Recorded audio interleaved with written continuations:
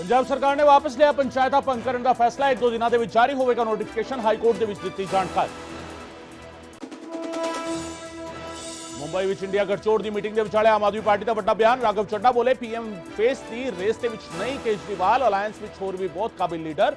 आज शाम तो शुरू होगा गठजोड़ का 2 दिन का मंथ। बीजेपी का इंडिया गठजोड़ से बड़ा हमला। क्या कांग्रेस की अगवाई वाली मिसाइल नहीं होगी लॉन्च। एनडीए चंद्रयान मिशन 3 भी होगा कामयाब। कांग्रेस ने अरविंदर सिंह लवली को मुड़ सौंपी दिल्ली की कमान। अनिल चौधरी को हटा के बनाया नवा प्रधान। जम्मू कश्मीर के जल्द हो सकदियां ने चोणां। केंद्र सरकार ने सुप्रीम कोर्ट के दिता बयान। कहा असीं चोणां दे लई तैयार। चोण कमीशन ने करना है फैसला। पंजाब दे विच वड्डी अतवादी साजिश नाकाम। जीटीएफ ने अतवादी रिंदा दे 6 गुरगे किते काबू। वड्डी वारदात नूं अंजाम देने की फिराक विच सन मुलज़म। मेट्रो स्टेशन के खालिस्तानी नारे लिखण दे मामले दे विच एक्शन। दिल्ली पुलिस ने स्पैशल सैल दे राही पंजाब तो 2 लोगों को हिरासत दे विच लिया। पंच मेट्रो स्टेशनां दे बाहर लिखे सन स्लोगन। कोटकपुरा गोलीकांड के प्रदर्शनकारियों खिलाफ भी कार्रवाई की मंग। मुलजम एसएचओ ने फरीदकोट अदालत के विच लाई अर्जी। क्या साजिश के तहत साडे ते होया हमला भन तोड़ कर फायरिंग के लिए उकसाया। 52 सिख लीडर चार्जशीट विच होण नामजद। अस्मा लागू किए जाण नूं लैके विरोधियों ने घेरी सरकार। कांग्रेस ने ऑर्डर नूं दस्सिया नादरशाही फरमान। सुखबीर बोले धमकियां नाल नहीं चलदियां सरकारां। तां जाखड़ ने डबल स्टैंडर्ड दा लाया इल्जाम। फिल्म यारियां 2 की टीम के खिलाफ 295 का परचा दर्ज। सिख तालमेल कमेटी की शिकायत हुई एफआईआर। एक scene they which actor they kirpan पाए जाण नूं लैके है एतराज।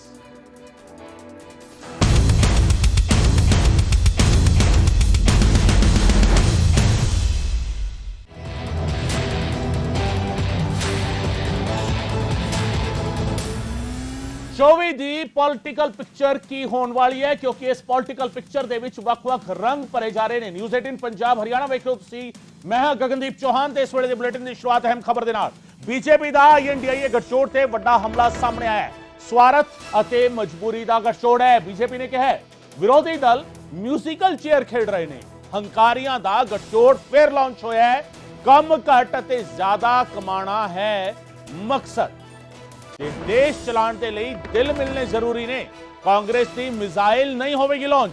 एनडीए चंद्रयान है मिशन 3 भी कामयाब होगा। आज शाम मुंबई के विच इंडिया गठजोड़ की मीटिंग शुरू होने जा रही है और उस तो पहला बीजेपी ने तिखा हमला इस गठजोड़ को लेकर बोला है। साफ कहता है कि असी चंद्रयान हां। एनडीए ने कहा है कि मिशन 3 भी साडा कामयाब होगा। National Democratic Alliance versus Indian National Development Inclusive Alliance India जिसनों नाम दिता गया 24 का मुख मुकाबला महामुकाबला। और इस महामुकाबले दे विच एक पासे 39 दलों का गठजोड़ है, दूजे पासे 28 धिरां इकट्ठी हो रही ने। बीजेपी सब तो वड्डी पार्टी है। एनडीए की जेकर गल करिए जिहड़े पॉजिटिव पॉइंट ने एनडीए के पक्ष में जिहड़े जांदे ने। लीडर पहला तो तय है। सीट शेयरिंग वड्डा चैलेंज नहीं है। इंडिया की जेकर गल करिए 28 दलों का गठजोड़ है। कांग्रेस सब तो वड्डी पार्टी है। लीडर अजे तय नहीं और सीट शेयरिंग वड्डी चुनौती है। सो ये अपने आप में कई सारे सवाल ने। इंडिया नूं लैके जिहड़े सवाल ने कन्वीनर कौन होएगा, चेयरमैन कौन होएगा, कॉमन मिनिमम प्रोग्राम की होएगा, सीटां दी वंड कदों होवेगी।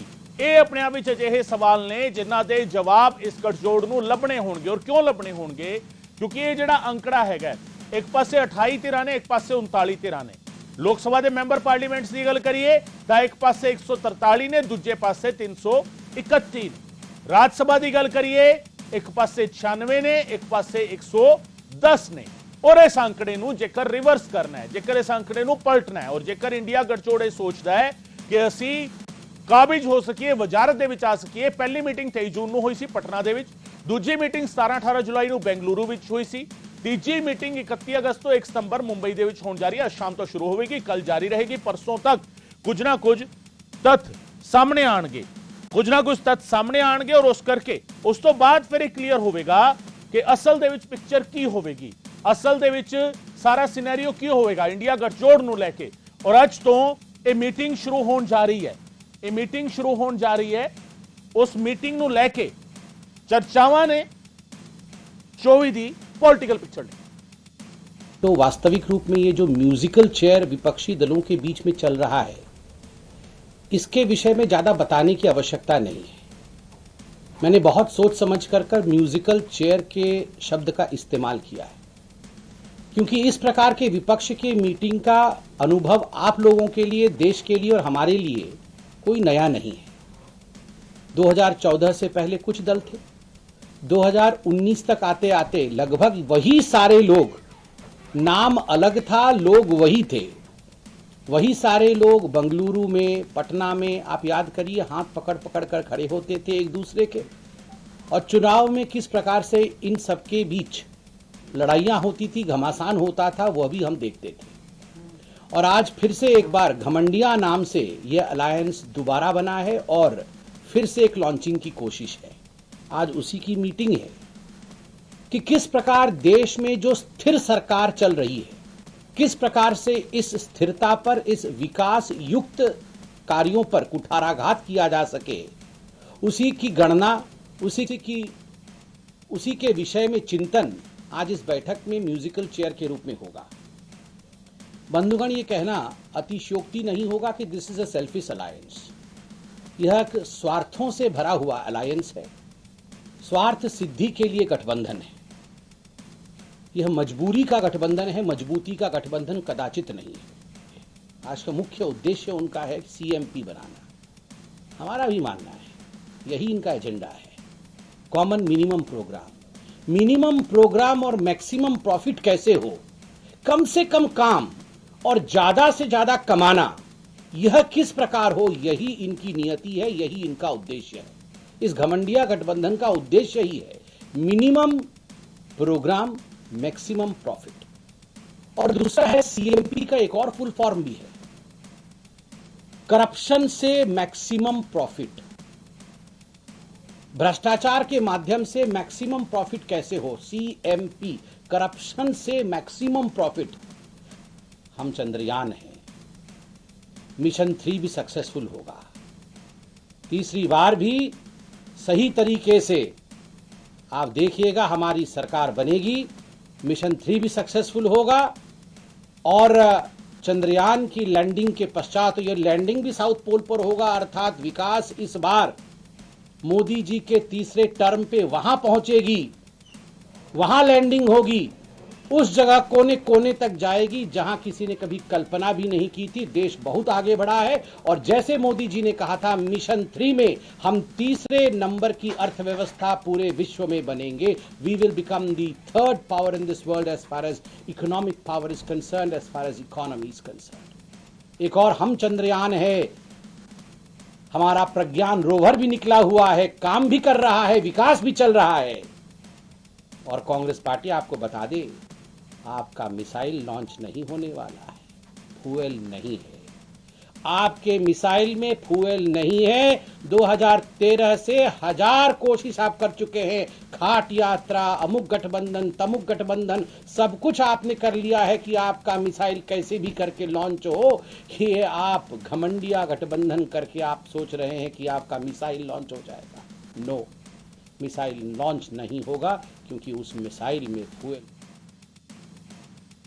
मिसाइल लॉन्च नहीं होएगा, संबित पात्रा कह रहे ने। संबित पात्रा तेज तर्रार बुलारे ने बीजेपी दे और एनडीए ਦਾ ਪੱਖ ਉਹਨਾਂ ਨੇ ਸਪਸ਼ਟ ਤੌਰ ਤੇ ਕੀਤਾ, ਸਾਡਾ ਮਿਸ਼ਨ 3 ਵੀ ਕਾਮਯਾਬ ਹੋਏਗਾ। ਚੰਦਰਯਾਨ ਸੀ, ਉਹਨਾਂ ਨੇ ਸਪਸ਼ਟ ਕਿਹਾ ਮਿਸਾਈਲ ਲਾਂਚ ਨਹੀਂ ਹੋਏਗਾ ਕਿਉਂਕਿ ਮਿਸਾਈਲ ਦੇ ਵਿੱਚ ਫਿਊਲ ਹੀ ਨਹੀਂ ਹੈ। ਪਰ ਇਹ ਸਭ ਦੇ ਵਿਚਾਲੇ ਕੋਸ਼ਿਸ਼ਾਂ ਜਾਰੀ ਨੇ। ਮੁੰਬਈ ਮੀਟਿੰਗ ਤੋਂ ਪਹਿਲਾਂ ਆਮ ਆਦਮੀ ਪਾਰਟੀ ਦੇ ਸੰਸਦ ਰਾਘਵ ਚੱਡਾ ਦਾ ਵੱਡਾ ਬਿਆਨ ਸਾਹਮਣੇ ਆਇਆ। ਕੇਜਰੀਵਾਲ ਪੀਐਮ ਫੇਸ ਦੀ ਰੇਸ ਦੇ ਵਿੱਚ ਨਹੀਂ ਨੇ। ਰਾਘਵ ਚੱਡਾ ਨੇ ਕਿਹਾ ਸੀਟ ਸ਼ੇਅਰਿੰਗ ਤੇ ਮੀਟਿੰਗ ਦੇ ਵਿੱਚ ਚਰਚਾ ਹੋਵੇਗੀ, ਪੰਜਾਬ ਤੇ ਦਿੱਲੀ ਵਿੱਚ ਸੀਟ ਸ਼ੇਅਰਿੰਗ ਨੂੰ ਲੈ ਕੇ ਗੱਲ ਹੋਵੇਗੀ। ਪੀਐਮ ਬਣਨ ਦੇ ਲਈ ਨਹੀਂ, ਦੇਸ਼ ਦੇ ਲਈ ਗਠਜੋੜ ਦਾ ਹਿੱਸਾ ਬਣਿਆ। ਇੰਡੀਆ ਗਠਜੋੜ ਦੇ ਵਿੱਚ ਬਹੁਤ ਕਾਬਿਲ ਆਗੂ ਨੇ। ਆਮ ਆਦਮੀ ਪਾਰਟੀ ਦੀ ਸਪੋਕਸਪਰਸਨ ਪ੍ਰਿਯੰਕਾ ਕੱਕੜ ਦੇ ਬਿਆਨ ਤੇ ਰਾਘਵ ਚੱਡਾ ਬੋਲੇ ਕੁਝ ਬੁਲਾਰੇ, ਅਤੁਤਸ਼ਾਹਿਤ ਬੁਲਾਰੇ ਤੇ ਲੀਡਰ ਅਤੁਤਸ਼ਾਹਿਤ ਹੋ ਕੇ ਬਿਆਨ ਦੇ ਦਿੰਦੇ ਨੇ, ਤਵੱਜੋ ਨਹੀਂ ਦਿੱਤੀ ਜਾਣੀ ਚਾਹੀਦੀ। ਪ੍ਰਿਯੰਕਾ ਕੱਕੜ ਨੇ ਕਿਹਾ ਸੀ ਕੇਜਰੀਵਾਲ ਨੂੰ ਪੀਐਮ ਫੇਸ ਬਣਾਇਆ ਜਾਣਾ ਚਾਹੀਦਾ। ਉਹਨਾਂ ਨੇ ਤਰਕ ਦਿੱਤਾ ਸੀ ਕਿ ਦੇਸ਼ ਦੇ ਵਿੱਚ ਦਿੱਲੀ ਇਕੱਲਾ ਅਜਿਹਾ ਸਟੇਟ ਹੈ ਜਿੱਥੇ ਮਹਿੰਗਾਈ ਦੀ ਦਰ ਸਭ ਤੋਂ ਘੱਟ ਹੈ ਬਾਕੀ ਮੁਲਕ ਦੇ ਮੁਕਾਬਲੇ। ਸੋ ਇਸ ਕਰਕੇ ਅਰਵਿੰਦ ਕੇਜਰੀਵਾਲ ਦੀ ਅਗਵਾਈ ਦੇ ਵਿੱਚ ਜਦੋਂ ਇੰਨਾ ਮੇਨਟੇਨ ਹੋ ਰਿਹਾ ਤਾਂ ਅਰਵਿੰਦ ਕੇਜਰੀਵਾਲ ਨੂੰ ਪੀਐਮ ਫੇਸ ਬਣਾਇਆ ਜਾਣਾ ਚਾਹੀਦਾ। ਹਾਲਾਂਕਿ ਪ੍ਰਿਯੰਕਾ ਕੱਕੜ ਮੁੱਖ ਬੁਲਾਰੇ ਨੇ ਪਾਰਟੀ ਦੇ, ਪਰ ਉਹਨਾਂ ਦੇ ਇਸ ਬਿਆਨ ਨੂੰ ਬੀਤੇ ਦਿਨ ਹੀ ਕੈਬਨਿਟ ਮੰਤਰੀ ਆਤਿਸ਼ੀ ਮਾਰਲੇਨਾ ਨੇ ਵੀ ਰਿਜੈਕਟ ਕਰ ਦਿੱਤਾ ਸੀ। ਉਹਨਾਂ ਨੇ ਕਿਹਾ ਸੀਗਾ ਕਿ ਨਿੱਜੀ ਰਾਏ ਹੋ ਸਕਦੀ ਹੈ, ਪਰ ਪਾਰਟੀ ਦੀ ਇਹ ਸੋਚ ਨਹੀਂ ਹੈ। ਅਰਵਿੰਦ ਕੇਜਰੀਵਾਲ ਪੀਐਮ ਦੀ ਰੇਸ ਵਿੱਚ ਨਹੀਂ। ਔਰ ਇੱਕ ਵਾਰ ਫਿਰ ਰਾਘਵ ਚੱਡਾ ਨੇ ਵੀ ਇਹ ਦੁਹਰਾ ਦਿੱਤਾ ਹੈ। ਮੁੰਬਈ ਮੀਟਿੰਗ ਤੋਂ ਪਹਿਲਾਂ ਆਮ ਆਦਮੀ ਪਾਰਟੀ ਦੇ ਰਾਜ ਸਭਾ ਮੈਂਬਰ ਰਾਘਵ ਚੱਡਾ ਦਾ ਵੱਡਾ ਬਿਆਨ ਸਾਹਮਣੇ ਆਇਆ, ਕੇਜਰੀਵਾਲ ਪੀਐਮ ਫੇਸ ਦੀ ਰੇਸ ਵਿੱਚ नहीं। राघव जी, सबसे बड़ा सवाल ये होता है जब आम आदमी पार्टी और कांग्रेस की बात होती है तो जो डिफरेंसेस हैं वो बैठक के बाद खत्म होंगे, क्योंकि आपकी पार्टी के नेता कुछ और बयान देते हैं, कांग्रेस के नेता कुछ और बयान देते हैं, चाहे प्रदेश स्तर की बात करें या फिर प्रधानमंत्री कौन होगा। कोई कहता है आपकी पार्टी से केजरीवाल जी योग्य हैं, कांग्रेस से कहता है राहुल गांधी योग्य हैं। देखिए, पहले तो मैं आपको स्पष्ट कर दूं कि कुछ उत्साहित प्रवक्ता और अति उत्साहित नेता पॉलिटिकल पार्टीज़ के इस प्रकार का बयान दे, उसे बहुत ज़्यादा तवज्जो ना दें आप।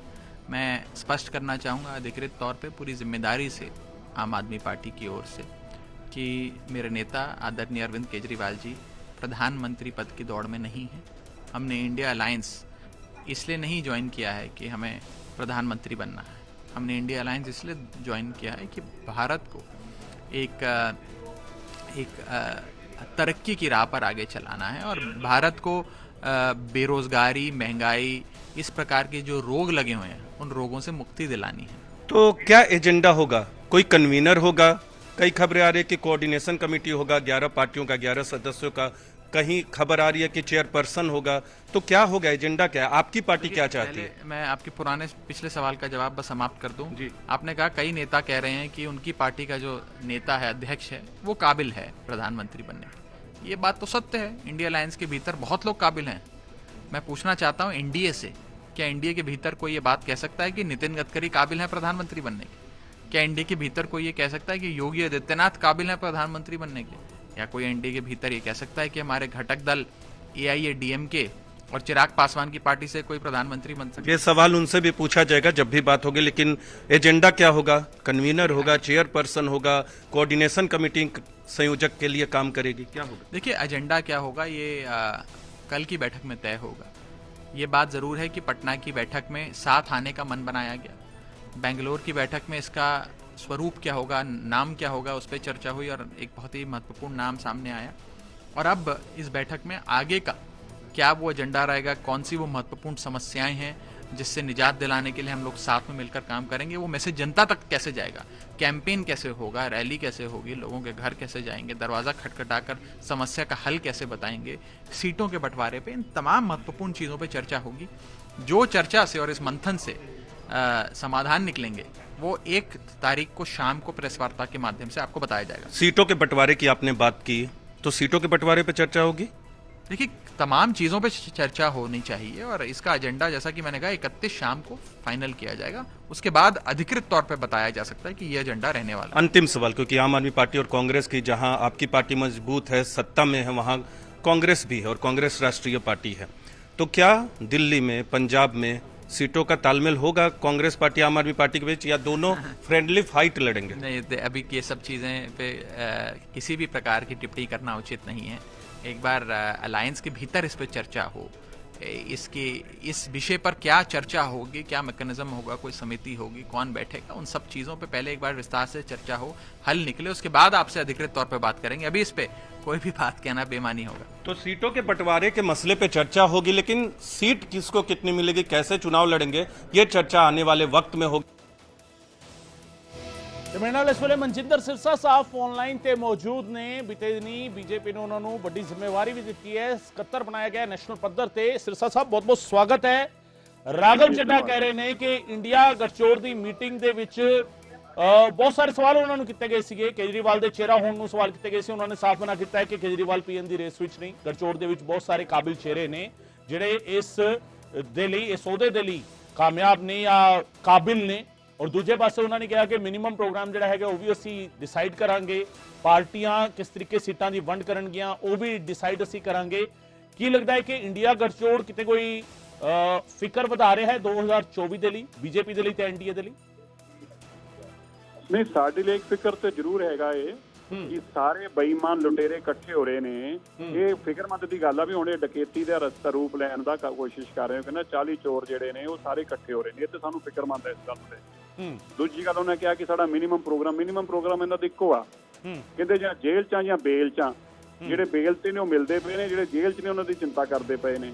ਸੋ ਬੇਸਿਕਲੀ ਇਹ ਕੋਈ ਗਠਬੰਧਨ ਨਹੀਂ ਹੈਗਾ, ਕੋਈ ਇਹਨਾਂ ਦਾ ਮਿਨੀਮਮ ਏਜੰਡਾ ਹੀ। ਕਹਿੰਦੇ ਜੀ ਸਾਡਾ ਅਸੀਂ ਤੈਅ ਕਰਾਂਗੇ ਕਿ ਸਾਡਾ ਏਜੰਡਾ ਕੀ ਰਹੂਗਾ, ਸਾਡਾ ਮਿਨੀਮਮ ਪ੍ਰੋਗਰਾਮ ਕੀ ਰਹੂਗਾ।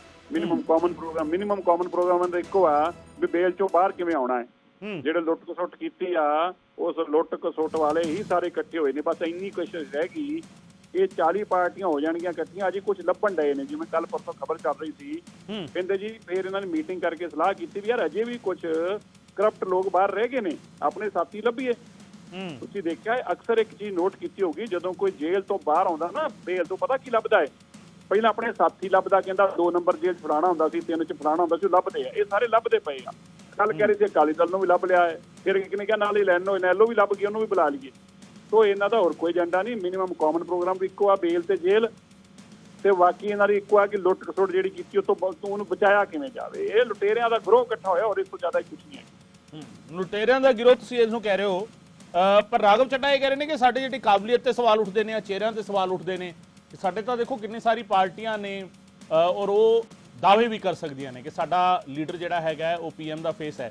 ਐਨਡੀਏ ਵਿੱਚ ਕੀ ਕੋਈ ਇਹ ਦਾਅਵਾ ਕਰ ਸਕਦਾ ਹੈ ਕਿ ਸੀਐਮ ਯੋਗੀ ਆਦਿੱਤਿਆਨਾਥ ਪੀਐਮ ਦਾ ਚਿਹਰਾ ਨੇ ਜਾਂ ਨਿਤਿਨ ਗਡਕਰੀ ਪੀਐਮ ਦਾ ਚਿਹਰਾ ਨੇ? ਉਹਨਾਂ ਨੇ ਤੰਜ ਭਰੇ ਅੰਦਾਜ਼ ਦੇ ਵਿੱਚ ਇੱਕ ਸਵਾਲ ਜਿਹੜਾ ਹੈਗਾ ਉਹ ਛੱਡਿਆ ਐਨਡੀਏ ਦੇ ਲਈ। ਤੰਜ ਕਰੀ ਜਾਣ, ਉਹਦੇ ਕੋਲ ਜਾਣੇ, ਉਹ ਤੰਜ ਔਰ ਕੰਜ ਕਰਨ ਤੋਂ ਹੋਰ ਕੋਈ ਹੈ ਕੀ? ਦੇਸ਼ ਦਾ ਪ੍ਰਧਾਨ ਮੰਤਰੀ ਆ, ਜਿਹਨੂੰ ਪੂਰੀ ਦੁਨੀਆ ਜਾਣਦੀ ਆ। ਔਰ ਮੈਂ ਤੁਹਾਨੂੰ ਸਵਾਲ ਪੁੱਛਦਾ, ਕੋਈ ਦੱਸ ਸਕਦਾ ਹੈ ਕਿ ਦਿੱਲੀ ਦੇ ਅੰਦਰ ਅਰਵਿੰਦ ਕੇਜਰੀਵਾਲ ਦੇ ਇਲਾਵਾ ਕੋਈ ਚਿਹਰਾ ਕੌਣ ਆ? ਸਾਡੇ ਕੋਲ ਤਾਂ ਦਿੱਲੀ 'ਚ ਬਹੁਤ ਚਿਹਰੇ ਨੇ, ਇਹਨਾਂ ਕੋਲ ਚਿਹਰਾ ਹੀ ਨਹੀਂ ਹੈਗਾ ਅਰਵਿੰਦ ਕੇਜਰੀਵਾਲ ਦੇ ਇਲਾਵਾ। ਤਾਂ ਹੀ ਇਹਨਾਂ ਦੀ ਮਜਬੂਰੀ ਆ ਕਰਪਟ ਔਰ ਬੇਈਮਾਨ ਬੰਦੇ ਨਾਲ ਲੱਗ ਕੇ ਚੱਲਦੇ ਪਏ ਨੇ। ਪੁੱਛੋ ਰਾਘਵ ਚੱਡੇ ਨੂੰ, ਹੈ ਜਵਾਬ ਉਹਦੇ ਕੋਲ ਇਸ ਗੱਲ ਦਾ? ਅਰੇ ਵੀ ਦੇਸ਼ ਦਾ, ਦੁਨੀਆ ਦਾ ਸਭ ਤੋਂ ਪਾਪੂਲਰ ਚਿਹਰਾ ਸਾਡੇ ਕੋਲ ਆ। ਹੁਣ ਚਿਹਰੇ ਕਿਉਂ ਇਹਨਾਂ ਤੇ ਲੈ ਲਈਏ?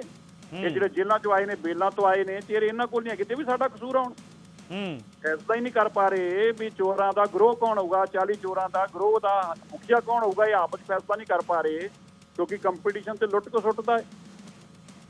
ਇਹਦੇ 'ਚ ਸਾਡਾ ਕਸੂਰ ਆ। ਹੁਣ ਜਿਨ੍ਹਾਂ ਨੂੰ ਇਹ ਅਰਵਿੰਦ ਕੇਜਰੀਵਾਲ ਡਕੈਤ ਕਹਿੰਦੇ ਸੀ, ਚੋਰ ਕਹਿੰਦੇ ਸੀ, ਬੇਈਮਾਨ ਕਹਿੰਦੇ ਸੀ, ਲੁਟੇਰੇ ਕਹਿੰਦੇ ਸੀ, ਅੱਜ ਕੱਲ ਇਹ ਕਹਿੰਦੇ ਨੇ ਇਹ हमारे गुरु है ना जी।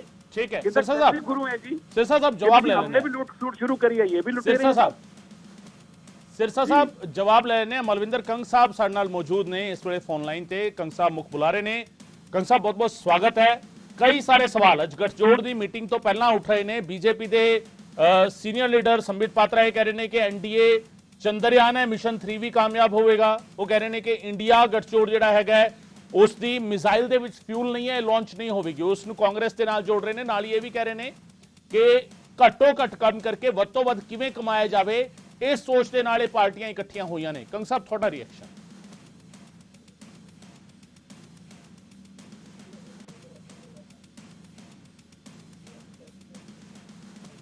ਕੰਗ ਸਾਹਿਬ ਮੇਰੀ ਆਵਾਜ਼ ਆ ਰਹੀ ਹੈ? ਮਲਵਿੰਦਰ ਕੰਗ ਸਾਹਿਬ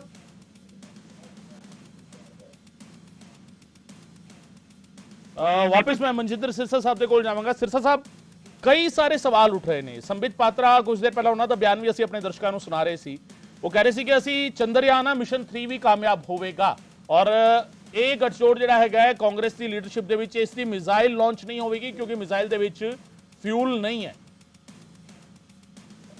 ਬਿਲਕੁਲ ਠੀਕ ਗੱਲ ਆ, ਫਿਊਲ ਵੀ ਨਹੀਂ ਹੈਗਾ ਤੇ ਮਿਜ਼ਾਈਲ ਪਹਿਲਾਂ ਹੀ ਬੇਈਮਾਨ ਆ ਵੀ ਅਸੀਂ ਤਾਂ ਲੁੱਟਣਾ ਹੈ। ਦੇਖੋ ਮੈਨੂੰ ਅੱਜ ਇਸ ਗੱਲ ਦੀ ਬੜੀ ਹੈਰਾਨਗੀ ਆ ਕਿ ਇਸ ਪਾਰਟੀ ਦੇ ਬਾਰੇ 'ਚ ਸਾਨੂੰ ਬੋਲਣ ਦੀ ਲੋੜ ਨਹੀਂ ਪੈਣੀ ਚਾਹੀਦੀ। ਇਹਨਾਂ ਕੋਲ ਤੇ ਆਪ ਹੀ ਬੋਲਣ ਵਾਲੇ ਲੋਕ ਹੈਗੇ ਨੇ। ਬਈ ਅਰਵਿੰਦ ਕੇਜਰੀਵਾਲ ਜੀ ਕੀ ਕਹਿੰਦੇ ਸੀਗੇ ਇਸ ਐਨਡੀਏ ਦੇ ਜਿਹੜੇ ਪਾਰਟਨਰ ਨੇ, ਯੂਪੀਏ ਜਿਹਨੂੰ ਇੰਡੀਆ 'ਚ ਕਹਿ ਰਹੇ ਨੇ, ਇਹਨਾਂ ਦੇ ਪਾਰਟਨਰ ਦੇ ਬਾਰੇ 'ਚ ਅਰਵਿੰਦ ਕੇਜਰੀਵਾਲ ਜੀ ਕੀ ਕਹਿੰਦੇ ਸਾਨੂੰ ਦੱਸਣ ਦੀ ਲੋੜ ਨਹੀਂ। ਰਾਹੁਲ ਗਾਂਧੀ ਬਾਰੇ ਕੀ ਬੋਲਦੇ ਸੀਗੇ, ਅਖਿਲੇਸ਼ ਬਾਰੇ ਕੀ ਬੋਲਦੇ ਸੀਗੇ, ਸ਼ਰਦ ਪਵਾਰ ਬਾਰੇ ਕੀ ਬੋਲਦੇ ਸੀਗੇ, ਇਹ ਸਾਰਿਆਂ ਦਾ ਤਾਂ ਨਾਮ ਤੁਹਾਡੇ ਕੋਲ ਹੀ ਹੈਗੇ ਨੇ। ਪਰ ਹੁਣ ਗੱਲ ਇਹ ਆ ਕਿ ਅੱਜ ਜਦੋਂ ਇਹ ਕਹਿੰਦੇ ਨੇ ਕਿ ਸਾਡਾ ਕਾਮਨ ਮਿਨੀਮਮ ਪ੍ਰੋਗਰਾਮ ਆ, ਮੈਂ ਜ਼ਰੂਰ ਪੁੱਛਣਾ ਚਾਹੁੰਦਾ ਹੈ ਕਿ ਜਿਹੜੇ ਕਰਪਟ ਲੋਕਾਂ ਨੂੰ ਅਰਵਿੰਦ ਕੇਜਰੀਵਾਲ ਜੀ ਦੱਸਦੇ ਸੀ ਬੇਈਮਾਨ ਨੇ, ਕਰਪਟ ਨੇ, ਅੱਜ ਜਦੋਂ ਉਹਨਾਂ ਨਾਲ ਮਿਲੇ ਨੇ ਤੇ ਕੀ ਕਾਮਨ ਮਿਨੀਮਮ ਪ੍ਰੋਗਰਾਮ ਹੋਊਗਾ? ਇਹੀ ਤੇ ਹੋਊਗਾ ਜੇ ਆਪਾਂ ਲੁੱਟ ਖਸੁੱਟ ਦੇ ਫੈਸਲੇ ਕਿਵੇਂ ਕਰਨੇ ਆ। ਸੋ ਬੇਸਿਕਲੀ ਇਹ ਕੋਈ ਇਹਨਾਂ ਦੇ ਕੋਲ ਜਦੋਂ ਵੀ ਕੋਈ ਬੰਦਾ ਰਾਜਨੀਤੀ ਅੰਦਰ ਹੋਵੇ, ਸਮਾਜ ਦੇ ਕੰਮ 'ਚ ਹੋਵੇ, ਜਦੋਂ ਉਹਦਾ ਆ ਪਤਨ ਹੋ ਜਵੇ, ਜੇ ਉਹਨੂੰ ਆਪਣੇ ਉਹਨਾਂ ਲੋਕਾਂ ਨਾਲ ਜੱਫੀਆਂ ਪਾਉਣੀਆਂ ਪੈਣ ਜਿਨ੍ਹਾਂ ਦੇ ਕਿਰਦਾਰ ਦੇ ਖਿਲਾਫ ਉਹ ਲੜ ਕੇ ਪਹੁੰਚਿਆ ਹੋਵੇ, ਤੁਸੀਂ ਸਮਝ ਸਕਦੇ ਜੀ ਉਹਦਾ ਪਤਨ ਹੋ ਚੁੱਕਿਆ ਹੈ। ਸੋ ਇਹ ਲੋਕ ਨਾਮ ਜਿੰਨੇ ਬਦਲਣ ਲੈਣ, ਜੋ ਮਰਜ਼ੀ ਕਰ ਲੈਣ, ਪਰ ਇਹਨਾਂ ਦਾ ਚਿਹਰਾ ਨਹੀਂ ਬਦਲਿਆ ਜਾ ਸਕਦਾ। ਇਹ ਬੇਲ ਔਰ ਜੇਲ੍ਹ ਵਾਲੇ ਲੋਕ ਨੇ, ਇਹਨਾਂ ਦਾ ਚਿਹਰਾ ਨਹੀਂ ਬਦਲਿਆ ਜਾਣਾ, ਭਾਵੇਂ ਜਿੰਨੇ ਮਰਜ਼ੀ ਨਾਮ ਬਦਲਣ। ਸਿਰਸਾ ਸਾਹਿਬ, ਇਸ ਗੱਠਜੋੜ ਦੇ ਨਾਲ ਐਨਡੀਏ ਨੂੰ ਕੀ ਕੋਈ ਫਾਇਦਾ ਹੋਵੇਗਾ ਐਡ ਔਨ, ਜਾਂ ਕਿਤੇ ਘਾਟਾ ਵੀ ਪੈ ਸਕਦਾ ਹੈ? ਕਿਸ ਚੀਜ਼ ਦਾ ਘਾਟਾ? ਫਾਇਦਾ ਤਾਂ ਮੈਨੂੰ ਫਾਇਦਾ ਤੇ ਇੱਕ ਪਤਾ ਏ ਵੀ ਦੇਸ਼ ਨੇ ਦੇਖ ਲਿਆ ਭਾਈ, ਜਿਨ੍ਹਾਂ ਨੂੰ ਖੁਦ ਹੀ ਅਰਵਿੰਦ ਕੇਜਰੀਵਾਲ ਜੀ ਬੇਈਮਾਨ ਕਹਿੰਦੇ ਸੀ, ਉਹਨਾਂ ਨਾਲ ਗੱਲ ਲੱਗ ਕੇ ਤੇ ਫਾਇਦਾ ਇਹ ਲੋਕ ਕਿਆ ਤੁਹਾਨੂੰ ਲੋਕਾਂ ਨੂੰ ਤੁਸੀਂ ਸਮਝਦਾਰ ਨਹੀਂ ਸਮਝਦੇ? ਮੈਂ ਤੁਸੀਂ ਟੀਵੀ ਦੇ ਏਡੇ ਵੱਡੇ ਜਿਹੜੇ ਪੱਤਰਕਾਰ ਜੇ ਨੈਸ਼ਨਲ ਲੈਵਲ ਦੇ, ਮੈਂ ਤੁਹਾਨੂੰ ਹੀ ਪੁੱਛਦਾ ਏ, ਜਦੋਂ ਤੁਸੀਂ ਇਹ ਉਹਨਾਂ ਦੀ ਬਾਈਟ ਲੈਂਦੇ ਸੀ, ਉਹ ਕਹਿੰਦੇ ਸੀ ਰਾਹੁਲ ਗਾਂਧੀ ਬੇਈਮਾਨ ਨੇ, ਅੱਜ ਕੱਲ ਕਹਿੰਦੇ ਨੇ ਤੁਹਾਨੂੰ ਰਾਹੁਲ ਗਾਂਧੀ ਬੇਈਮਾਨ ਨੇ। ਲੋਕ ਨਹੀਂ ਵੇਖਦੇ ਪਏ ਇਹ ਚੀਜ਼ਾਂ ਨੂੰ। ਇੱਕ ਪਾਸੇ ਦੇਸ਼ ਦਾ ਪ੍ਰਧਾਨ ਮੰਤਰੀ ਆ ਜਿਹਨੇ 650 ਕਰੋੜ ਦੇ ਅੰਦਰ ਚੰਦਰਯਾਨ 3 ਦੇ ਉੱਤੇ ਇਹ ਆਪਣਾ ਸਪੇਸ ਸ਼ਟਲ ਭੇਜ ਕੇ ਤੇ ਦੇਸ਼ ਨੂੰ ਔਰ ਦੁਨੀਆ ਨੂੰ ਸੰਦੇਸ਼ ਦਿੱਤਾ, ਔਰ ਦੂਜੇ ਪਾਸੇ ਇੱਕ ਸਾਡਾ ਮੁੱਖ ਮੰਤਰੀ ਆ ਜਿਹਨੇ 1000 ਕਰੋੜ ਦੀਆਂ ਫੋਟੋਆਂ ਲਵਾਈਆਂ ਨੇ। ਸਿਰਸਾ ਸਾਹਿਬ ਰਿਐਕਸ਼ਨ ਲੈਣ ਨੇ ਕੰਗ ਸਾਹਿਬ ਸਾਡੇ ਨਾਲ ਜੁੜੇ ਨੇ, ਮਲਵਿੰਦਰ ਕੰਗ ਸਾਹਿਬ ਮੁੱਖ ਬੁਲਾਰੇ ਨੇ ਆਮ ਆਦਮੀ ਪਾਰਟੀ ਦੇ ਪੰਜਾਬ ਦੇ। ਕੰਗ ਸਾਹਿਬ ਬਹੁਤ ਬਹੁਤ ਸਵਾਗਤ। ਬਹੁਤ ਸਾਰੇ ਸਵਾਲ ਮੀਟਿੰਗ ਤੋਂ ਪਹਿਲਾਂ ਉੱਠ ਰਹੇ ਨੇ। ਸੰਬਿਤ ਪਾਤਰਾ ਕਹਿ ਰਹੇ ਨੇ ਕਿ ਐਨਡੀਏ ਚੰਦਰਯਾਨ ਹੈਗਾ ਔਰ ਮਿਸ਼ਨ 3 ਕਾਮਯਾਬ ਹੋਵੇਗਾ। ਇੰਡੀਆ ਗੱਠਜੋੜ ਦੀ ਮਿਜ਼ਾਈਲ ਦੇ ਵਿੱਚ ਫਿਊਲ ਨਹੀਂ ਹੈ ਜਿਹੜੀ ਕਾਂਗਰਸ ਦੀ ਅਗਵਾਈ ਦੇ ਵਿੱਚ ਅੱਗੇ ਵਧ ਰਹੀ ਹੈ। ਮਨਜਿੰਦਰ ਸਿਰਸਾ ਕਹਿ ਰਹੇ ਨੇ ਕਿ ਅਰਵਿੰਦ ਕੇਜਰੀਵਾਲ ਜਿਨ੍ਹਾਂ ਨੂੰ ਕਰਪਟ ਦੱਸਦੇ ਸੀ ਉਹਨਾਂ ਦੇ ਨਾਲ ਹੀ ਗੱਠਜੋੜ ਕਰ ਰਹੇ ਨੇ। ਕਾਮਨ ਮਿਨੀਮਮ ਪ੍ਰੋਗਰਾਮ ਕੀ ਹੋਏਗਾ? ਕਰਪਸ਼ਨ ਦਾ ਹੀ ਹੋ ਸਕਦਾ ਹੈ, ਇਹ ਉਹ ਸਵਾਲ ਚੁੱਕ ਰਹੇ ਨੇ। ਕੰਗ ਸਾਹਿਬ ਤੁਹਾਡਾ ਰਿਐਕਸ਼ਨ? देखो गगन जी, गल ये आ वो कहते नहीं है भी दिल को बहलाने के लिए गालिब ख्याल अच्छा है। भाजपा दे ना तरेड़ियां आ रही हैं हुण, वेखो इन्हां नूं किस तरह मिर्चां लगदियां हैं। इंडिया गठजोड़ बनिया क्यों? पहली गल तो समझण दी लोड़ है। इंडिया गठजोड़ इस करके बनिया है कि मोदी साहब की अगवाई वाली सरकार होने तो बाद देश च हाईएस्ट लैवल से इतिहास सब तो वध बेरोजगारी फैल गई है। हाईएस्ट लैवल से महंगाई है, जिहड़ा 1150 का सिलेंडर वो 1100 तो उपर टप गया। तो कल परसों इन्होंने इंडिया गठजोड़ के प्रैशर कारण 200 रुपया घटाता। इंडिया गठजोड़ की लोड़ इस करके आ कि अरुणाचल वर्गे स्टेटां नूं इन्हां दबी फिरदा आ। बीजेपी की जबान चो मूँह चो जबान नहीं हैगी, बोलते कुछ नहीं प्रधानमंत्री। ये वो भाजपा आ जिहड़ी देश की आज़ादी च अंग्रेज़ां नाल मिली हुई सी। ये वो भाजपा आ जिहड़ी किसानां नूं दिन दिहाड़े कतल करके टैनी मिश्रे वर्गियां नूं अपनी कैबिनेट च रखदी है। ये वो भाजपा आ जिहड़े यूपी च दलितां दीयां बच्चियां नाल रेप बलात्कार करके जिंदा साड़ दिंदे बीजेपी के MLA ते बाद च उन्हां दे परिवार नूं लाश तक नहीं दिंदे। ये वो भाजपा आ जिन्हें सब तो वध माइनॉरिटी ते अत्याचार कीता है। ये वो भाजपा जिहदे राज च मणिपुर च शरेआम कतलेआम हो रहा है, बच्चियां नूं नंगियां करके सड़कों पे परेड कर रहे हैं भाजपा के लोग, ते प्रधानमंत्री जी बोलते ही कख नहीं है। इस करके लोग त्रस्त हैं, लोग परेशान हैं।